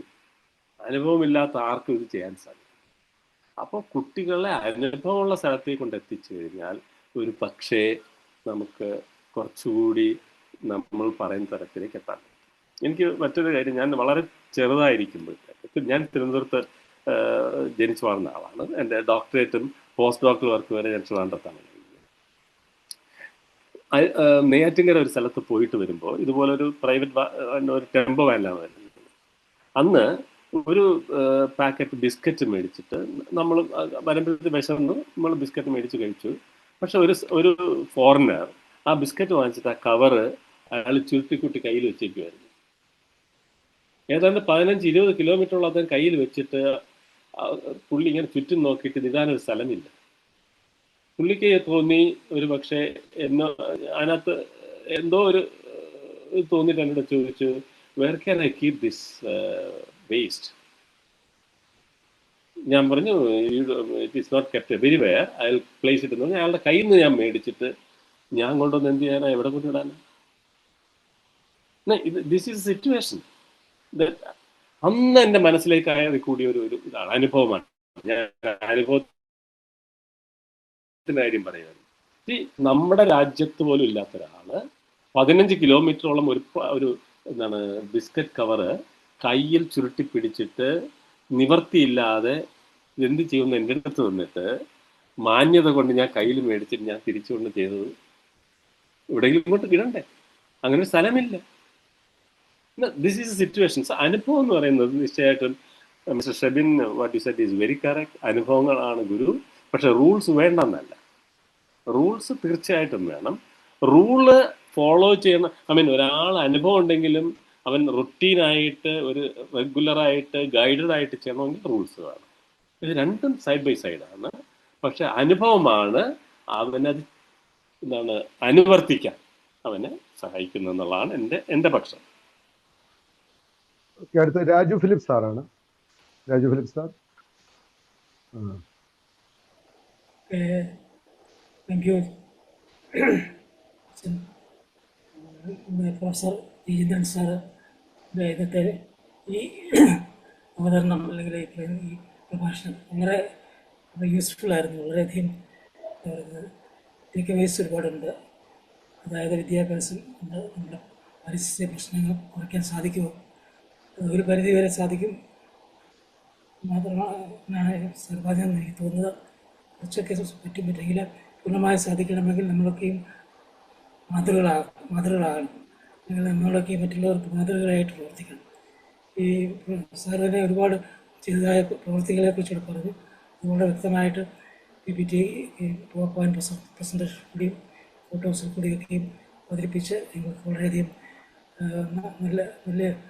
നല്ലൊരു അവതരണമായിട്ട് മനസ്സിലായി. ഈ വിഷയം തിരഞ്ഞെടുത്തതായിട്ടുള്ള നമ്മുടെ ലൈറ്റ് ടു ലൈറ്റ് വേദിയെ പ്രത്യേകമായിട്ട് അഭിനന്ദിക്കുന്നു. തീർച്ചയായിട്ടും പ്രൊഫസറുടെ ഇന്നത്തെ സെഷന് വളരെയധികം ഇൻഫോർമേറ്റീവ് ആയിരുന്നു. അതുപോലെ തന്നെ ഞങ്ങളെയൊക്കെയും ഉത്ബോധിപ്പിക്കുന്ന ഒരു കാര്യമായിരുന്നു. മാതാവിൻ്റെ മുലപ്പാൽ എന്ന് പറഞ്ഞാൽ ഏറ്റവും ശുദ്ധമായ ഒന്നാണ് നമ്മൾ കരുതിയിരുന്നത്. നമ്മൾ മാതാവിൻ്റെ മുലപ്പാലിൽ പോലും പ്ലാസ്റ്റിക്കിൻ്റെ പ്രശ്നങ്ങൾ കണ്ടുപിടിച്ചു. ഇന്നല്ലാതെ 20 വർഷം മുമ്പ് തന്നെ 10 വർഷം മുമ്പ് തന്നെ കാണുകയുണ്ടായെന്ന് പറയുകയുണ്ട്. ഇതൊക്കെയും ഇത്ര അപകടകരമായ അവസ്ഥയിലേക്ക് നമ്മൾ നയിക്കുന്നത് പ്ലാസ്റ്റിക്കിൻ്റെ അംശം തീർച്ചയായിട്ടും നമുക്കൊക്കെയും വളരെയധികം രോഗത്തിലേക്ക് ക്യാൻസറിലേക്കൊക്കെ നയിക്കുന്നതാണ്. തീർച്ചയായും ഇന്ന് ക്യാൻസറും അതുപോലെയുള്ള ജീവിതശൈലി രോഗങ്ങളും ഒക്കെയും വളരെയധികം വർദ്ധിക്കുവാനുള്ള കാരണം ഇതാണെന്നൊന്നും എനിക്ക് സംശയമില്ല. ഇന്ന് പലപ്പോഴും ഒരു വീട്ടിലൊരു ക്യാൻസർ രോഗികളുള്ള അവസ്ഥയാണ്. പ്രത്യേകിച്ച് കേരളത്തിലാണ് ഇത് ഏറ്റവും അധികമായിട്ടുള്ളതെന്ന് സർക്കാർ പറയുകയുണ്ടായി. തീർച്ചയായിട്ടും ഇന്ത്യയിൽ മുഴുവനും നോക്കുക തന്നെ ലോകത്തിലുള്ള 100 ഏറ്റവും പൊല്യൂട്ടഡ് സിറ്റീസിലെ 66 ഇന്ത്യയിലാണെന്ന് പറയുന്നുണ്ട്. അത്രയധികം വേഴ്സാണ് അവിടുത്തെ വേഴ്സാണ് നമ്മുടെ ഇവിടുത്തെ സിറ്റുവേഷൻ. വളരെയധികം ഞെട്ടലോടുകൂടിയാണ് കേൾക്കാൻ സാധിച്ചത്. നിങ്ങളൊക്കെ നമുക്ക് നൽകിയ അറിവിനായിട്ട് പ്രത്യേകമായി നന്ദി പറഞ്ഞുകൊണ്ട് എൻ്റെ വാക്കുകൾക്ക് വിരാമം കുറിക്കുന്നു. ഫിലിപ്പ് കല്ലട സാറ് അത് സംസാരിക്കുന്നത്. പ്രിയപ്പെട്ട ജയചന്ദ്രൻ സാർ, തങ്ങളുടെ പ്രഭാഷണം അത് ഗംഭീരമായി തന്നെ കുളിരുകോരിയിടുന്ന അനുഭവമായിരുന്നു. പല ജീവിതാനുഭവങ്ങളിൽ നിന്നാണ് ഞാനിത് പറയുന്നത്. അവിടെ പരിസ്ഥിതിയെ സംബന്ധിച്ചിടത്തോളം നമ്മുടെ രാജ്യത്ത് ലോകത്തിൽ അതിനെ നശിപ്പിക്കുന്ന ഒരേ ഒരു സാമൂഹിക ജീവി മനുഷ്യനാണ്. മനുഷ്യൻ മാത്രമേ പ്രകൃതി നശിപ്പിക്കുന്നുള്ളൂ. കഴിഞ്ഞ ദിവസം ഞാനൊരു ഇത് കണ്ടപ്പോൾ സന്തോഷപ്പെടും എങ്ങനെയാണെന്ന് തോന്നുന്നു. കോങ്കോയിലെ വനപ്രദേശങ്ങളിലൂടെ ആളുകളെ കൊണ്ടുപോകുന്ന ടൂറിസ്റ്റ് ഒരു സ്ഥലത്ത് കൃത്യമായിട്ട് വാഹനം നിർത്തരുതെന്നാണ്, പുറത്തിറങ്ങരുതെന്നാണ് നിയമം. എങ്കിലും അത് ഇറങ്ങി എല്ലാവരും അത്ഭുതത്തോട് നോക്കുമ്പോൾ ഒരു പ്ലാസ്റ്റിക് കുപ്പി ആരോ ആ വനത്തിൽ വലിച്ചെറിഞ്ഞ് അദ്ദേഹം എടുത്ത് തൻ്റെ കാറിൽ കൊണ്ട് വെച്ചു. ഇത്രയ്ക്ക് സൂക്ഷ്മമായിട്ട് പ്രകൃതിയെ നോക്കുകയും പ്ലാസ്റ്റിക്കിനെ സൂക്ഷിക്കുകയും ചെയ്യുന്ന അനേക രാജ്യങ്ങളുണ്ട്. നമ്മുടെ രാജ്യത്ത് ഇതെങ്ങനെ സാധിക്കുമെന്നുള്ളത് എനിക്കിപ്പോഴും അത്ഭുതമാണ്. സാറിനെ പോലെയുള്ള അനേകം ആളുകളുണ്ടെങ്കിൽ മാത്രമേ സാധിക്കുകയുള്ളൂ, അല്ലെങ്കിൽ അത് പ്രയാസമാകും. അതിൻ്റെ കാരണം ഞാൻ പറയാം. രണ്ടാമത്, മറ്റ് രാജ്യങ്ങളിലൊക്കെ ഒരു ബിഷപ്പിൻ്റെ കഥ എല്ലാവർക്കും അറിയാവുന്നുണ്ട്. ഒരു ക്രിസ്മസിന് തണുപ്പുള്ള രാത്രികൾ അമേരിക്കയിലൂടെ കാർ ഓടിച്ചു പോകുമ്പോൾ കുട്ടി കൊടുത്ത ഒരു മിഠായി ഇരുന്നിട്ട് അതിൻ്റെ പ്ലാസ്റ്റിക് അദ്ദേഹം പുറത്തേക്ക് ഇട്ടു. ഉടനെ ഡ്രൈവർ, കുട്ടിയുടെ പേരൻ്റാണ്, കാർ സൈഡ് നിർത്തി ഈ കുട്ടിയെ ഇറക്കി വിട്ട് ആ പ്ലാസ്റ്റിക് തപ്പി എടുത്തുകൊണ്ട് വരുന്നവരെ അവിടെ വെയിറ്റ് ചെയ്തു. അത്രയ്ക്ക് പ്ലാസ്റ്റിക്കിനെ സൂക്ഷിക്കുകയും പ്രകൃതി വിരുദ്ധമായതിനെ നിഷേധിക്കുകയും ബിഷപ്പ് വളരെ ലജ്ജയോടുകൂടി ആ കാര്യമൊക്കെ എഴുതുകയും ചെയ്തു. ഇതുപോലൊരു അനുഭവം നമ്മുടെ നാട്ടിലുണ്ടോ? നമ്മുടെ നാട്ടിൽ അത് വളരെ പ്രയാസമാണ്. പ്രകൃതി അങ്ങനെ സൂക്ഷിക്കുന്നത് വളരെ പ്രയാസമായിട്ടുള്ള ഒരു അനുഭവമാണ്. ഒരു സംശയമുള്ളത് മാത്രം ചോദിക്കട്ടെ, നമ്മുടെ നാട്ടിലെ ജനസംഖ്യ കൂടി എന്നുള്ളതൊരു ദോഷം. രണ്ടാമത്, ഈ യാതൊരു നിവൃത്തിയുമില്ലാത്ത ബഗേഴ്സ്, ഭിക്ഷക്കാരെ, മാഫിയകള്, കള്ളക്കടത്തുകാരെ, ഒരു വിദ്യാഭ്യാസമില്ലാത്ത മറ്റ് സ്റ്റേറ്റിൽ നിന്ന് തെണ്ടിത്തിരിഞ്ഞ് വരുന്നവരെ, ഇങ്ങനെയുള്ള ആൾക്കാരെ കൊണ്ട് നിറഞ്ഞിരിക്കുന്ന നമ്മുടെ സംസ്ഥാനത്ത് എങ്ങനെയാണ് ഇവരെ വിദ്യാഭ്യാസത്തിലൂടെ ഈ പ്രകൃതിയെ സ്നേഹിക്കാനും പ്ലാസ്റ്റിക് ഉപേക്ഷിക്കാനൊക്കെ പഠിപ്പിക്കുക? ഇതൊരു വലിയ പ്രയാസമല്ലേ? സ്കൂളിൽ പോകുന്ന നല്ല കുട്ടികളെ എളുപ്പമായിട്ട് നമുക്ക് എടുക്കാം. ഞാൻ പഠിപ്പിച്ചൊരു കോളേജിൽ ഒറ്റ വൃക്ഷം പോലും ഇല്ലാതിരുന്ന സ്ഥലത്ത് അവരൊരു മാനേജ്മെൻറ്റ്, പ്രൈവറ്റ് കോളേജാണ്, മാനേജ്മെൻറ്റ് തീരുമാനിച്ച് നമുക്ക് വൃക്ഷം പിടിപ്പിക്കണം. 1100 വൃക്ഷത്തൈകൾ വാങ്ങി കുട്ടികളെ കൊണ്ട്, കോളേജിൽ പഠിക്കുന്ന കുട്ടികളെ കൊണ്ട് അത് നടിച്ച്, ചുറ്റുപാട് നടിച്ച്, വെള്ളമൊഴിച്ച് 1100 എണ്ണവും വലിയ വൃക്ഷങ്ങളായി എന്നുള്ളതാണ് ഇന്നിപ്പോൾ ഞാൻ പറഞ്ഞത്. അങ്ങനെ ചെയ്യുന്ന ഒരുപാട് സ്ഥലങ്ങളുണ്ട്. സാർ മെക്സിക്കോയുടെ കാര്യം പറഞ്ഞപ്പോഴാണ് ഞാൻ ഓർത്തു. അങ്ങനെ ചെയ്യുന്ന ഒരുപാട് നല്ല നല്ല സ്ഥാപനങ്ങളുണ്ട്. എന്നാൽ പോലും അതിന് വിപരീതമായിട്ട് ഇതിനെല്ലാം ഉഴപ്പി സ്കൂളും കോളേജും ഒക്കെ മോശമാക്കി, പ്രത്യേക ഗവൺമെൻറ് സ്കൂളുകളുടെ കാര്യം ഞാൻ പറയുന്നത്, മോശമായിട്ട് ചിത്രീകരിക്കുന്ന അനുഭവം നമുക്കുണ്ട്. ഇവരെ എങ്ങനെ രക്ഷപ്പെടുത്തി നന്മയിലേക്കും ഈ പറഞ്ഞ സാറ് പറഞ്ഞ വിലപ്പെട്ട കാര്യങ്ങളിലേക്കും തിരിച്ചു കൊണ്ടുവരാം എന്നുള്ളതാണ് എൻ്റെ സംശയം. താങ്ക് യു സാർ, വളരെ നന്നായിരുന്നു, എനിക്ക് വളരെ ഇഷ്ടപ്പെട്ടു സാറിൻ്റെ. സാറ് പങ്കുവച്ച കാര്യങ്ങൾ നമുക്ക് നമ്മുടെ മനസ്സിൽ, എല്ലാവരുടെ മനസ്സിലും കടന്നു പോകുന്നതാണ്. പക്ഷേ ഇതിന് ഒരു ഉത്തരം പറയേണ്ടുന്ന ഒരു മാന്യത ഉള്ളതുകൊണ്ട് ഞാനൊരു ഉത്തരം പറയാൻ ശ്രമിക്കുകയാണ്. ഞാൻ ഈ അടുത്ത ദിവസങ്ങളിൽ എൻ്റെ ഔദ്യോഗികമായ രീതിയിലൊന്നുമല്ല, ഞാൻ എൻ്റെ കുടുംബമായിട്ട് ചുമ്മാ, കാരണം എന്താണ്, പഠിക്കുന്ന കാലത്തും ഔദ്യോഗിക സമയത്തും ഒന്നും തന്നെ ടൂറ് പോവുകയോ ഒന്നും ചെയ്യാത്ത ഒരു മുരടൻ ഒരാളാണ് ഞാൻ. അപ്പോൾ അങ്ങനെയൊക്കെ ജീവിച്ചിട്ടുള്ള ഒരാളെന്നുള്ള നിലയ്ക്ക് എൻ്റെ കുട്ടികൾ, എനിക്ക് 69 വയസ്സ് കഴിഞ്ഞു, ഈ സമയത്ത് അവർ പറഞ്ഞു അച്ഛനും അമ്മയും കൊണ്ട് ഞങ്ങൾ ടൂർ പോകാൻ പോവുകയാണ്. അങ്ങനെ തായ്ലൻഡിലെ ക്രാബി എന്ന് പറഞ്ഞൊരു സ്ഥലത്ത് പോയി. ക്രാബി മൊത്തം, കാരണം എൻ്റെ വൈഫിന് അധികം നടക്കാനും പിടിക്കാനും ഒക്കെ പ്രയാസമുള്ളത് കൊണ്ട് കൂടുതൽ വെള്ളത്തിൽ കൂടി ബോട്ടിനകത്ത് കയറി ഇരുന്നാൽ മതിയല്ലോ എന്നുള്ള സ്ഥലത്ത്. നല്ല ഭയങ്കര എക്സ്പീരിയൻസ് ആയിരുന്നു. വളരെ രസകരമായ, നമ്മളിവിടുത്തെ പോലെ തന്നെ പോപ്പുലേഷൻ അത്ര ഇല്ലെങ്കിലും. പക്ഷെ ഞാൻ കണ്ട ഒരു പ്രധാന കാരണം, അതാണ് എൻ്റെ മനസ്സിനെ വല്ലാതെ ആകർഷിച്ചത്. ഒന്ന്, നമ്മളിവിടെയൊക്കെ ഹോണൊക്കെ അടിക്കും, അത് എയർ പൊല്യൂഷൻ അതൊക്കെ നിന്നോട്ടെ. ഞാൻ പറയാൻ വന്നത്, 7 ദിവസം ഞാൻ അവിടെ ഉണ്ടായിരുന്നു, ക്രാബിയിലുണ്ടായിരുന്നു. ഞാൻ ഒരു പോലീസുകാരനെ കാണാൻ കൊതിച്ചു. ഒരു പോലീസുകാരനെ സ്ട്രീറ്റിൽ കാണാൻ കൊതിച്ചു എന്ന് പറഞ്ഞാൽ ആ ജനത എത്ര ഡിസിപ്ലിൻഡ് ആണെന്ന് ആലോചിച്ചു. സത്യം പറയാണ്, ഞാൻ കൊതിച്ചൊരു കാര്യം ഒരു പോലീസുകാരനെ കാണണം.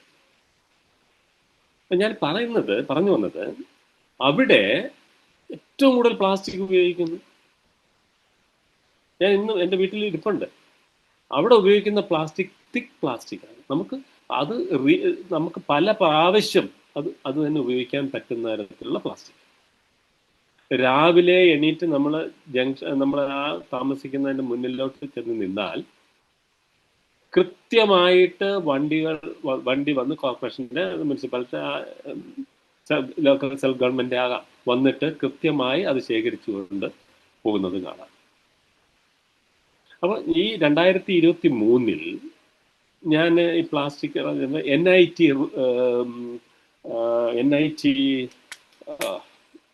സ്ഥലത്തിന് NIT കർണാടകത്തിലാണ്. അവിടെ അവർ കളക്ട് ചെയ്ത എല്ലാ സാധനവും ടൈൽസ് ആക്കി മാറ്റി പ്ലാസ്റ്റിക്. നമ്മുടെ കുട്ടികൾ അവിടുന്ന് കളക്ട് ചെയ്ത എല്ലാ സാധനവും കുറേ ടൈൽസ് ആക്കി മാറ്റി, കുറച്ച് കീ ചെയിൻ ആക്കി, അങ്ങനെ പല സാധനങ്ങളാക്കി മാറ്റി. അപ്പം അങ്ങനെയൊക്കെ നമുക്ക് ചെയ്യാൻ കഴിയും. പക്ഷേ ഈ പറഞ്ഞ പോലെ ആര് എന്നതാണ്. മറ്റൊന്ന് എനിക്ക് പറയാൻ സാർ ചോദിച്ചൊരു ചോദ്യം, നമ്മുടെ നാട്ടിൽ അന്യ ആൾക്കാരല്ലേ വരുന്നത് എന്നുള്ളതാണ്. പക്ഷെ എനിക്ക് തോന്നുന്നത്, ഞാൻ സാറിനോട് വിയോജിച്ചിട്ടല്ല പറയുന്നത്, നമ്മൾ നന്നായാൽ അവന് നന്നായേ പറ്റുള്ളൂ എന്നാണ് ഞാൻ വിചാരിക്കുന്നത്. എൻ്റെ ഒരു ചിന്തയാണ്, ശരിയാണോ എന്ന് എനിക്കറിയില്ല. നമ്മൾ നന്നായാൽ നമ്മളെ സഹായിക്കാൻ നമ്മൾ വീട്ടിലൊരാൾ വരുന്നുണ്ടെന്ന് വിചാരിക്കുക, നമ്മളെപ്പോലെയല്ലേ അവർ ചെയ്യുള്ളൂ. നമ്മളൊരു അഴവഴഞ്ഞൻ രീതിയിലാണ് നമ്മുടെ ജീവിതമെങ്കിൽ വരുന്നവർ അതേ തരത്തിലേ ചെയ്യുള്ളൂ.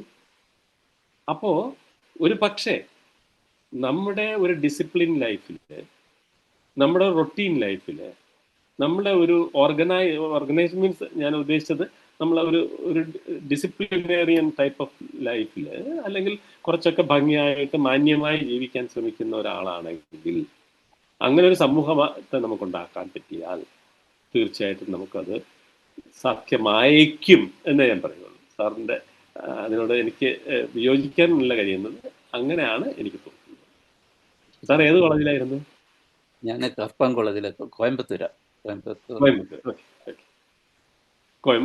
തമിഴ്നാടൊന്നും ഒരു രക്ഷയില്ല കേട്ടോ. തമിഴ്നാട് രക്ഷയില്ല. അടുത്തത് സാബു സി എബ്രഹാം ആണ്. ബഹുമാനപ്പെട്ട ജയചന്ദ്രൻ സാറിൻ്റെ ക്ലാസ് വളരെ ഹൃദ്യമായിരുന്നു. ഇത്തരത്തിൽ ആധികാരികമായിട്ടും അനുഗ്രഹീതമായിട്ടും പ്രസൻറ്റേഷൻസ് നടത്താൻ പറ്റുന്ന പ്രഭാഷകരെ കണ്ടെത്തുന്ന അഡ്മിൻ പാനലിനെ പ്രത്യേകമായിട്ടുള്ള ഒരു നന്ദി ആദ്യം തന്നെ അറിയിക്കട്ടെ. സാറിൻ്റെ പ്രസൻറ്റേഷനിൽ രണ്ടാമത്തെ ഭാഗത്ത് പറഞ്ഞത് നമ്മുടെ സ്ട്രക്ചേർഡ് ആയിട്ടുള്ള എഡ്യൂക്കേഷനിൽ അത് ആവശ്യമാണെങ്കിൽ തന്നെ അല്ലാത്ത ആളുകൾക്കും കൂടെ ഇത് മനസ്സിലാകത്തക്കവണ്ണം നമ്മൾ എഡ്യൂക്കേഷനെ അല്ലെങ്കിൽ ഇതിൻ്റെ അവയർനെസ് പ്രോഗ്രാംസ് ഒക്കെ നടത്തേണ്ടതിൻ്റെ ആവശ്യകതയെ പറ്റി പറഞ്ഞല്ലോ. അത് തീർച്ചയായിട്ടും നമ്മുടെ പ്രാക്ടിക്കലായിട്ടുള്ള, പ്രത്യേകിച്ചും പ്ലാസ്റ്റിക്കിൻ്റെ കൈകാര്യം ചെയ്യുന്നതിൽ പ്രാക്ടിക്കലായിട്ട് എടുക്കേണ്ട ചില അപ്രോച്ചുകളെ പറ്റി അതെല്ലാവരും അറിഞ്ഞിരിക്കേണ്ടതാണല്ലോ.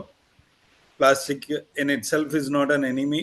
അതിൻ്റെ ഇറസ്പോൺസിബിൾ യൂസാണ് എനിമിയായിട്ട് വരുന്നത് നമുക്കറിയാം.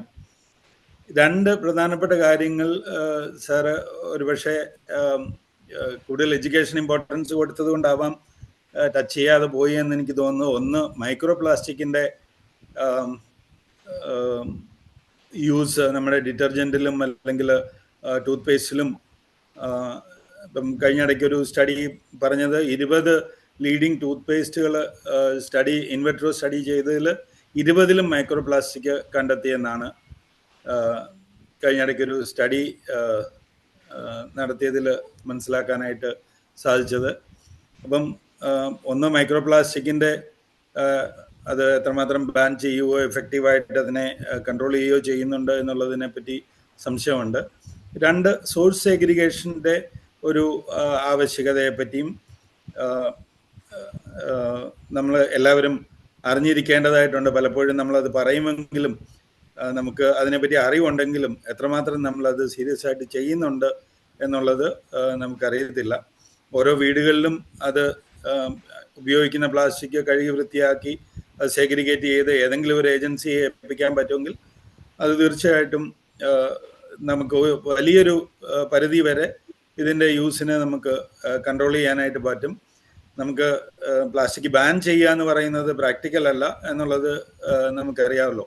കാരണം സാധനങ്ങളുടെ എഫിക്കസിയും അതിൻ്റെ ഷെൽഫ് ലൈഫും ഒക്കെ കൂട്ടുന്നത് ഈ പ്ലാസ്റ്റിക് പാക്കേജിങ് ഉള്ളത് കൊണ്ടാണ്. അതിൻ്റെ വില കുറയുന്നതും അതുകൊണ്ടാണ്. ഇത്തരത്തിലുള്ള കാര്യങ്ങളൊക്കെ നമുക്ക് ഇഗ്നോർ ചെയ്തിട്ട് ബ്ലൈൻഡായിട്ട് നമുക്കത് ബാൻ ചെയ്യണം എന്ന് പറയുന്നത് പോസിബിൾ ആയിരിക്കത്തില്ല. എന്നാൽ അത് ഉത്തരവാദിത്തത്തോടുകൂടി നമ്മൾ യൂസ് ചെയ്യുവാണെങ്കിൽ അതിനു വേണ്ടിയിട്ടുള്ള ക്രിയേറ്റീവായിട്ടുള്ള കാര്യങ്ങൾ എല്ലാ ലെവലിലും ചെയ്യാനായിട്ട് നമുക്ക് സാധിക്കുന്നത് നല്ലതായിരിക്കും.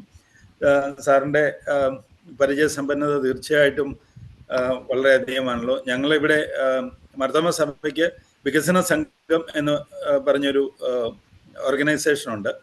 മുംബൈ വികസന സംഘത്തിൻ്റെ ഇനീഷ്യേറ്റീവിൽ ബീച്ച് ക്ലീനിങ് തുടങ്ങാനായിട്ട് തീരുമാനിച്ചിട്ടുണ്ട്.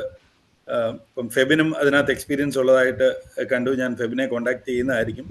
സാറിൻ്റെ ഭാഗത്തു നിന്നും അത്തരത്തിലുള്ള എന്തെങ്കിലും ഗൈഡൻസോ അങ്ങനെയൊക്കെ ഉള്ളത് ലഭിച്ചാൽ അത് കൂടുതലായിട്ട് നമുക്ക് പ്രാക്ടിക്കലി അത് ഇംപ്ലിമെൻ്റ് ചെയ്യുന്നതിന് സഹായകരമാകും എന്ന് പറഞ്ഞുകൊണ്ട് നിർത്തുന്നു. Thank you so much. ഞാനിതിന് ഒരു ചോദ്യമായിട്ട് കണ്ടില്ലെങ്കിലും ഒരു ഇൻ്ററാക്ഷൻ എനിക്ക് ആവശ്യമുണ്ടെന്ന് തോന്നുന്നതുകൊണ്ട് ഞാൻ ഇൻറ്ററാക്ട് ചെയ്യുകയാണ്. അങ്ങയുടെ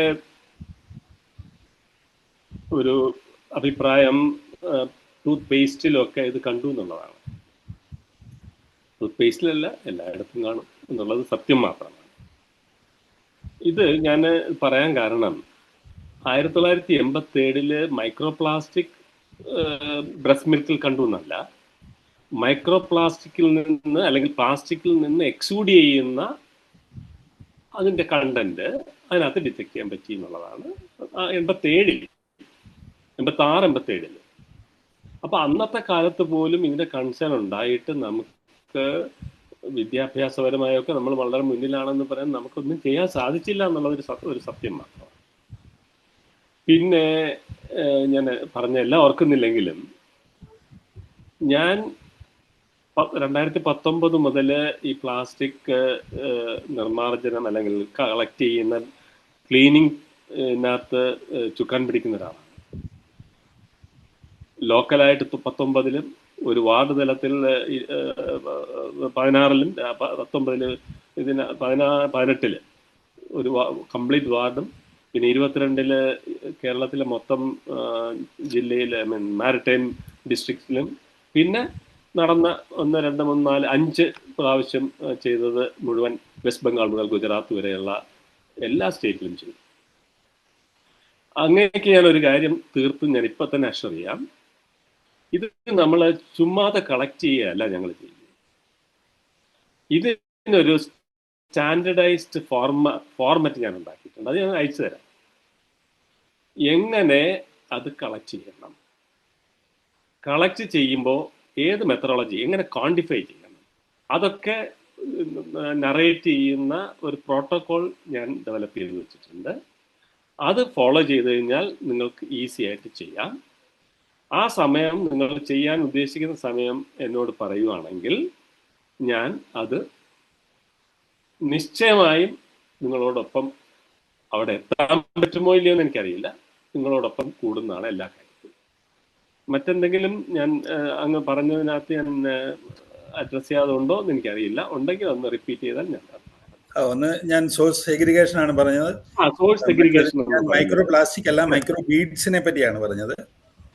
ബീഡ്സ് അല്ല, മൈക്രോ ബീഡ്സ്. ഇതിനകത്ത് മൈക്രോ പ്ലാസ്റ്റിക് എന്ന് പറയുന്ന ആ പ്രശ്നം വരില്ല. എപ്പോ ഇത് നമ്മുടെ പ്ലാസ്റ്റിക് പ്രകൃതിയിലേക്ക് ഇട്ട് വിതറിയാനായിട്ട് അനുവദിക്കാതിരുന്ന പ്രശ്നമില്ല. ഇവിടെ പ്രശ്നം എന്ന് വെച്ച് കഴിഞ്ഞാൽ നമ്മൾ വലിച്ചെറിയുന്ന സാധനം മഴയും വെള്ളവും ഇത് കാറ്റും വെളിച്ചവും ഒക്കെ ഇട്ട് അത് വിതറുകയാണ് ചെയ്യുന്നത്. അങ്ങനെയാണ് ഈ മൈക്രോ പ്ലാസ്റ്റിക്കിലേക്ക് എത്തുന്നത്. അത് എത്താൻ നമ്മൾ അനുവദിക്കാതിരുന്നാൽ മാത്രം മതി. പക്ഷെ ഏറ്റവും ഡേഞ്ചറസ് ആയിട്ടുള്ള കാര്യം അത് ആണ്.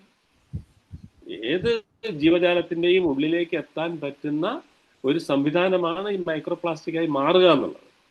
ഇപ്പം നമ്മളൊരു ക്യാരി ബാഗ് കൊണ്ടുവന്നു കഴിഞ്ഞാൽ അത് വലിച്ചെറിയാതെ നമ്മൾ സൂക്ഷിച്ച് വെച്ച് കഴിഞ്ഞാൽ ഒന്നും സംഭവിക്കില്ല. അത് നമുക്ക് ഈസിയായിട്ട് ഡിസ്പോസ് ചെയ്യാൻ പറ്റണം. ഞാൻ നമ്മുടെ 2018 ചെയ്തപ്പോഴത്തേക്ക് ആ വീട്ടുകാർക്ക് മൊത്തം തുണിസഞ്ചി 2 എണ്ണം വെച്ച് ഉണ്ടാക്കി കൊടുത്ത ആളാണ്. മാർക്കറ്റിൽ പോകുമ്പോൾ തുണിസഞ്ചി കൊണ്ടുപോയാൽ മതി എന്ന് പറഞ്ഞിട്ട്. അപ്പോൾ ഞാൻ അന്നേ കാലം മുതൽ ഞാൻ സഞ്ചി കൊണ്ടാണ് പോകുന്നത്, അല്ല ഞാൻ പ്ലാസ്റ്റിക് കൊണ്ട് പോകാറില്ല സാധനങ്ങളല്ല. ഓക്കെ, അടുത്തത് നമ്മുടെ ബെഞ്ചമിൻ സാറാണ്. ബെഞ്ചി സാറേ. ഓക്കെ, ജയചന്ദ്രൻ സാറിന്റെ ക്ലാസ് ഞാൻ വളരെ ശ്രദ്ധയോടുകൂടെ കേൾക്കുകയായിരുന്നു. വളരെ പ്രയോജനപ്രദമായ വിധത്തിൽ, വളരെ ആകർഷകമായ വിധത്തിൽ സാറ് വിഷയങ്ങൾ അവതരിപ്പിച്ചു. വളരെ നന്ദി, സന്തോഷം.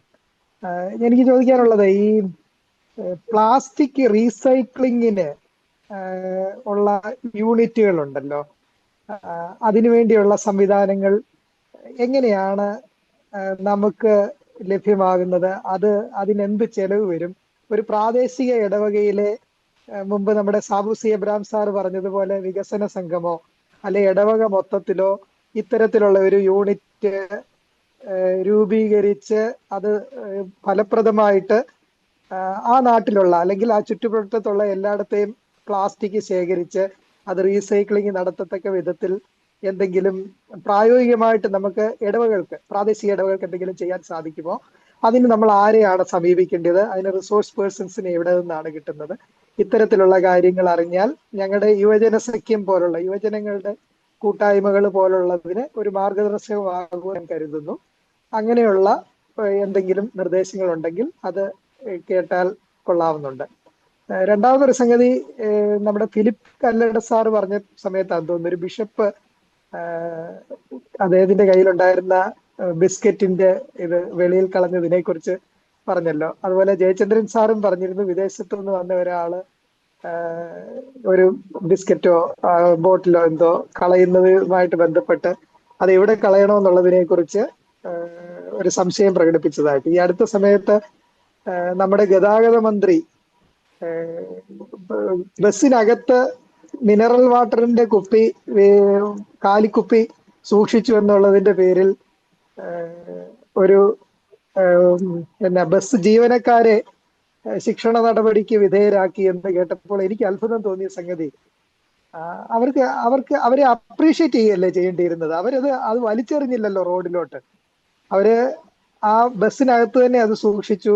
എവിടെയെങ്കിലും ചെല്ലുന്നിടത്ത് എത്തിക്കഴിഞ്ഞിട്ട് ആ കാലിക്കുപ്പി ഇടേണ്ട സ്ഥാനത്ത് ഇടണമെന്നുള്ളത് കൊണ്ടല്ലേ അവരത് ബസ്സിനകത്ത് സൂക്ഷിച്ചിരുന്നത് എന്നുള്ളൊരു സംശയമാണ് എനിക്ക് തോന്നിയത്. അത് ഞാൻ ചോദ്യമായിട്ട് ചോദിക്കുന്നതല്ല, ഞാൻ പങ്കുവെച്ചെന്നുള്ളതേ ഉള്ളൂ. എനിക്ക് അറിയേണ്ടത് ഈ റീസൈക്ലിങ്ങിനുള്ള സംവിധാനങ്ങൾ ക്രമീകരിക്കുന്നതിന് എന്ത് ചെയ്യാൻ സാധിക്കും, അതിന് എവിടെ നിന്നാണ് നമുക്ക് മാർഗദർശനം ലഭിക്കുന്നത് എന്നുള്ളതാണ്. ഞാൻ ശ്രീ ബെഞ്ചമിൻ അദ്ദേഹം എന്നെ കോണ്ടാക്ട് ചെയ്ത അദ്ദേഹമാണ്. ഇതിന് ഞാനൊരു ഉത്തരം പറഞ്ഞാൽ അവസാനത്തിന് ആദ്യം പറയാം. കേരളൈറ്റ്സ് പൊതുവെ ഇമോഷണലാണ്.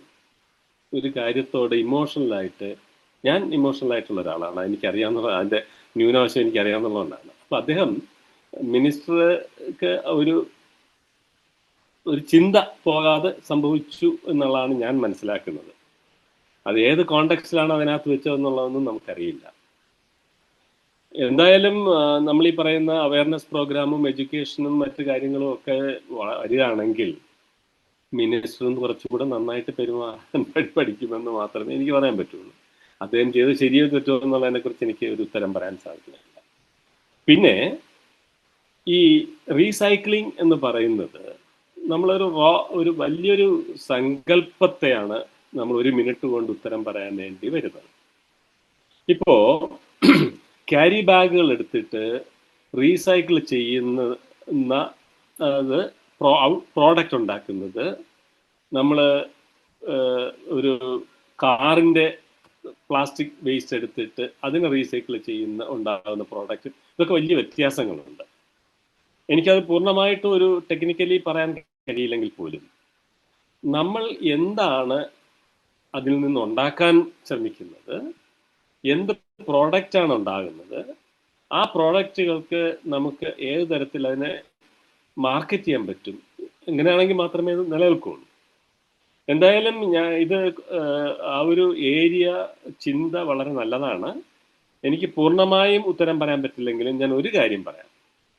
നമുക്ക് ചെന്നൈയിൽ സ്ഥലത്തിൻ്റെ പേര് ഞാൻ ഓർക്കുന്നില്ല, അവിടെ ഒരു പ്ലാസ്റ്റിക് റിസർച്ച് ഇൻസ്റ്റിറ്റ്യൂട്ട് ഉണ്ട്. ഈ പ്ലാസ്റ്റിക് റിസർച്ച് ഇൻസ്റ്റിറ്റ്യൂട്ടിൽ വിവിധ തരങ്ങളായ റീസൈക്ലിംഗ് പ്രോസസ്സിൻ്റെ ഇത് നടക്കുന്നുണ്ട്, നന്നായിട്ട് നടക്കുന്നുണ്ട്.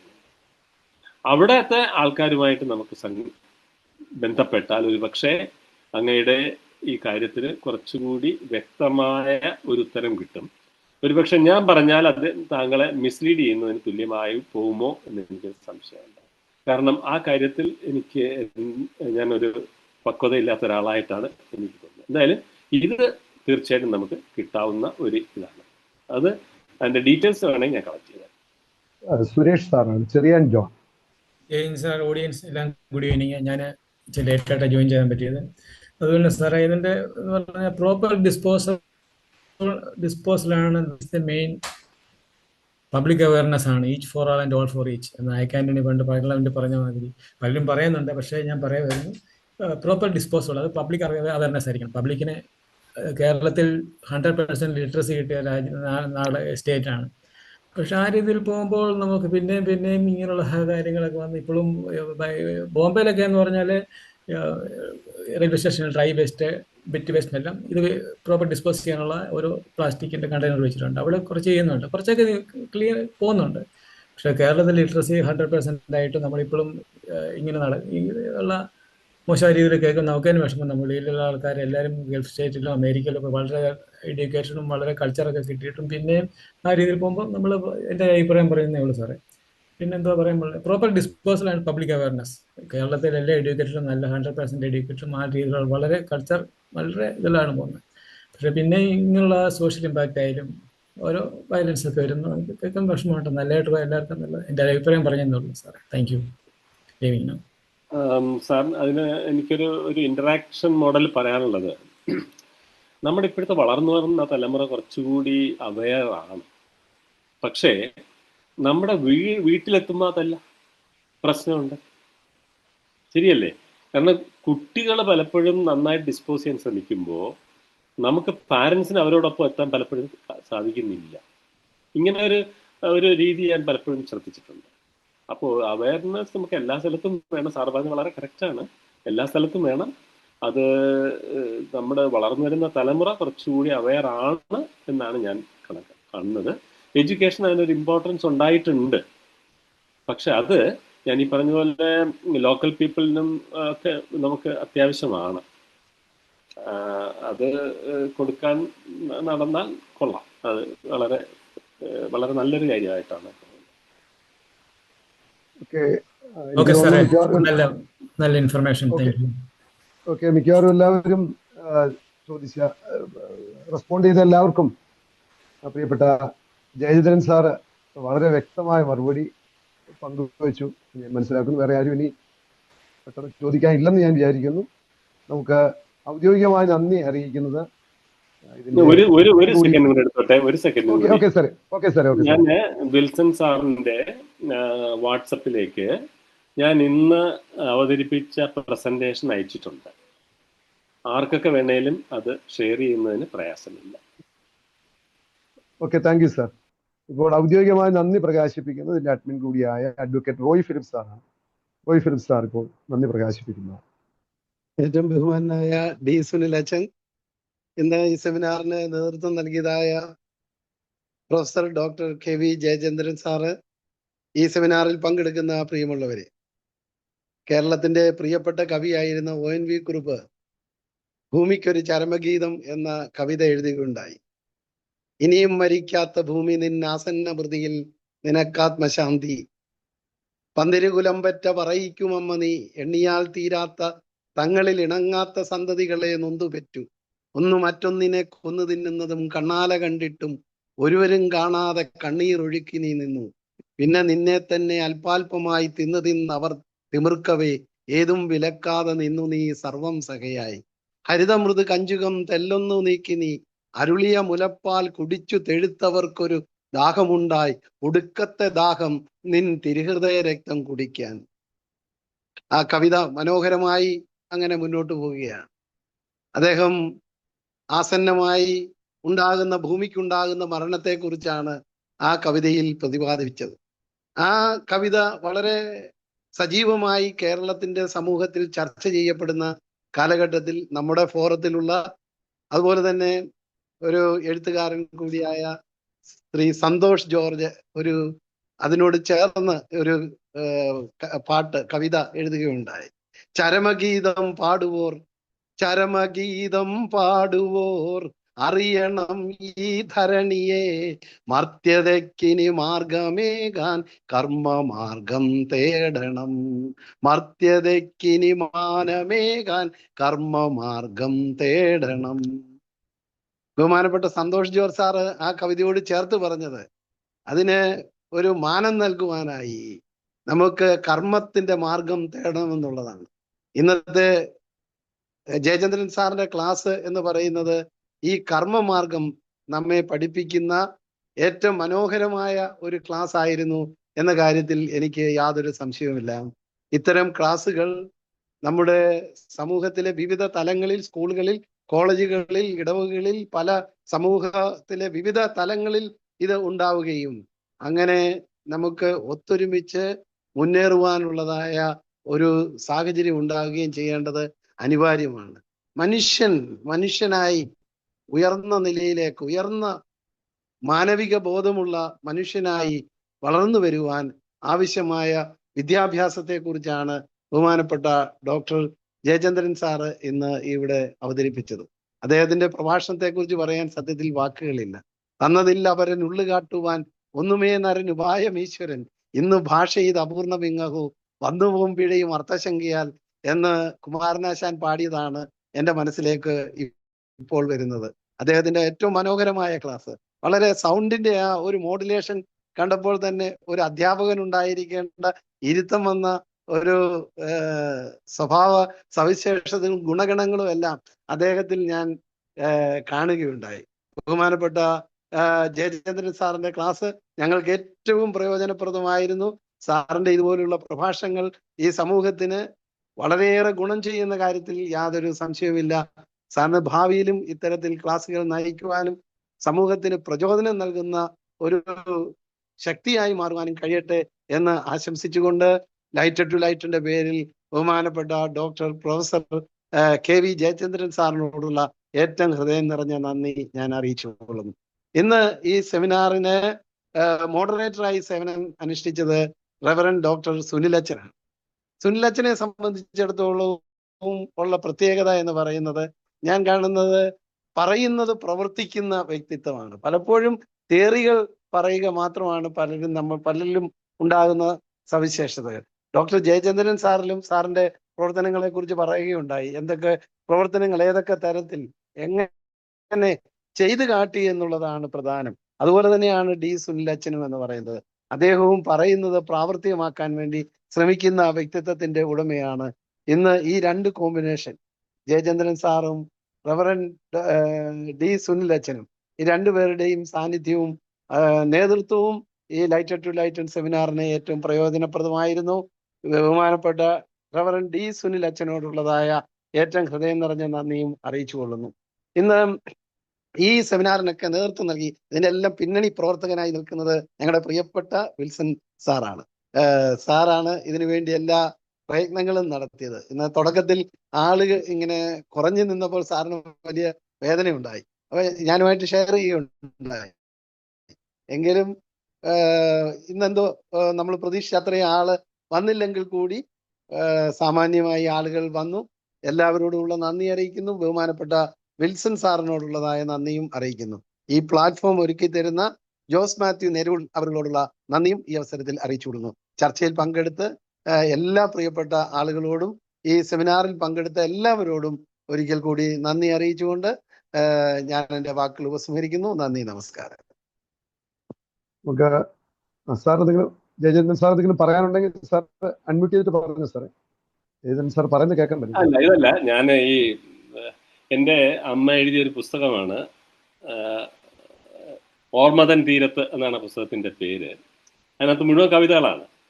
ഇതിനകത്ത് പ്രകൃതി എന്ന് പറഞ്ഞൊരു ഭാഗത്ത് കുറേ അധികം കവിതകൾ വരുന്നുണ്ട്. കുറേ അധികം കവിതകൾ. അത് പറഞ്ഞു പുഴ ഒരു ഓർമ്മ എന്ന് പറഞ്ഞൊരു കവിതയുണ്ട്. കരയെ വിറപ്പിച്ച തീരം. അങ്ങനെ കുറച്ച് കവിതകൾ അങ്ങനെ വരുന്നുണ്ട്. പെട്ടെന്ന് പറഞ്ഞപ്പോൾ ഒരു ഇത് തോന്നി ഞാൻ കാണിച്ചു എന്നേ ഉള്ളൂ. അത് ഈ വർഷം റിലീസ് ചെയ്തതാണ് ആ ബുക്ക്. ഓക്കെ, വളരെ കവിതകളിലൂടെ വളരെ അർത്ഥഗംഭീരമായി നന്ദി പറഞ്ഞ റോയ് സാറിനോടുള്ള അതുപോലെ തന്നെ വെച്ചാൽ ഇന്ന് പ്രാരംഭ പാട്ടിന് നേതൃത്വം നൽകിയ ശ്രീമതി അക്സായോടുള്ളതായ നന്ദിയും ഞാൻ അറിയിച്ചു കൊള്ളുന്നു. വിട്ടുപോയി ക്ഷമിക്കുക. അക്സായോട് ഉള്ളതായ നന്ദിയും അറിയിച്ചു കൊള്ളുന്നു. അക്സ സാറായോടുള്ളതായ നന്ദിയും. ഓക്കെ, നമുക്ക് പ്രാർത്ഥിച്ച ആശീർവാദത്തോടെ അവസാനിപ്പിക്കാം. രാജുവഞ്ചേരി അച്ഛൻ പ്രാർത്ഥിച്ച ആശീർവാദം പറയണമെന്ന് അഭ്യർത്ഥിക്കുന്നു. കരുണാസമ്പന്നനായ ദൈവമേ, സ്വർഗീയ പിതാവേയും, ഞങ്ങളെ ഈ വെബിനാറിലെ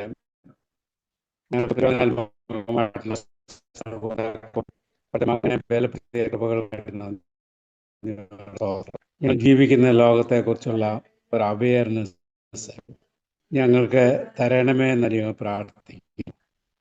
ജീവിതം ദുസ്സഹമാക്കുന്ന മലിനതകളുടെ കൂമ്പാരങ്ങൾ ഞങ്ങൾക്ക് ചുറ്റും ഉയരുമ്പോൾ നിസ്സംഗരായി നോക്കി നിൽക്കാതെ അവയോട് ക്രിയാത്മകമായി പ്രതികരിക്കാൻ ഞങ്ങളുടെ ജീവിതം കൊണ്ട് ഒരല്പമെങ്കിലും മെച്ചപ്പെട്ട സാമൂഹിക ഇടങ്ങൾ സൃഷ്ടിക്കുവാനും അവിടെ ഞങ്ങളെ സഹായിക്കണമെന്ന് പ്രാർത്ഥിക്കുന്നു. അതിനിന്ന് കേട്ട വചനങ്ങളൊക്കെയും ഞങ്ങൾക്ക് പ്രചോദനം നൽകുന്നതിനായിട്ട് നന്ദിയോടെ സ്തോത്രം. ഈ വെബിനാറിലെ പങ്കെടുത്ത എല്ലാവരെയും അവിടെ നിന്ന് അനുഗ്രഹിക്കണമേ. നന്ദിയോടെ സ്തോത്രം. അവരുടെ പ്രവർത്തനങ്ങളിലൊക്കെ അവിടുന്ന് കൂടെ വീണ്ടും ഞങ്ങൾ കൂടി വരുന്നവരെയും അവിടുത്തെ ചിറകടിയിൽ ഞങ്ങൾക്ക് നൽകണം. യേശുവിൻ നാമത്തിൽ ഞങ്ങളുടെ പ്രാർത്ഥന കേൾക്കുകയും ആമേൻ. പിതാവായ ദൈവത്തിന്റെ സ്നേഹവും ഏകജാതനായ പുത്രന്റെ കൃപയും പരിശുദ്ധ റൂഹായുടെ സംബന്ധവും സഹവാസവും നമ്മെല്ലാവരോടുകൂടിയും നാം കേട്ട ചിന്തകളോടുകൂടിയും ഇന്ന് വരെ നേക്കും ഉണ്ടായിരിക്കുമാറാകട്ടെ. ആമേൻ.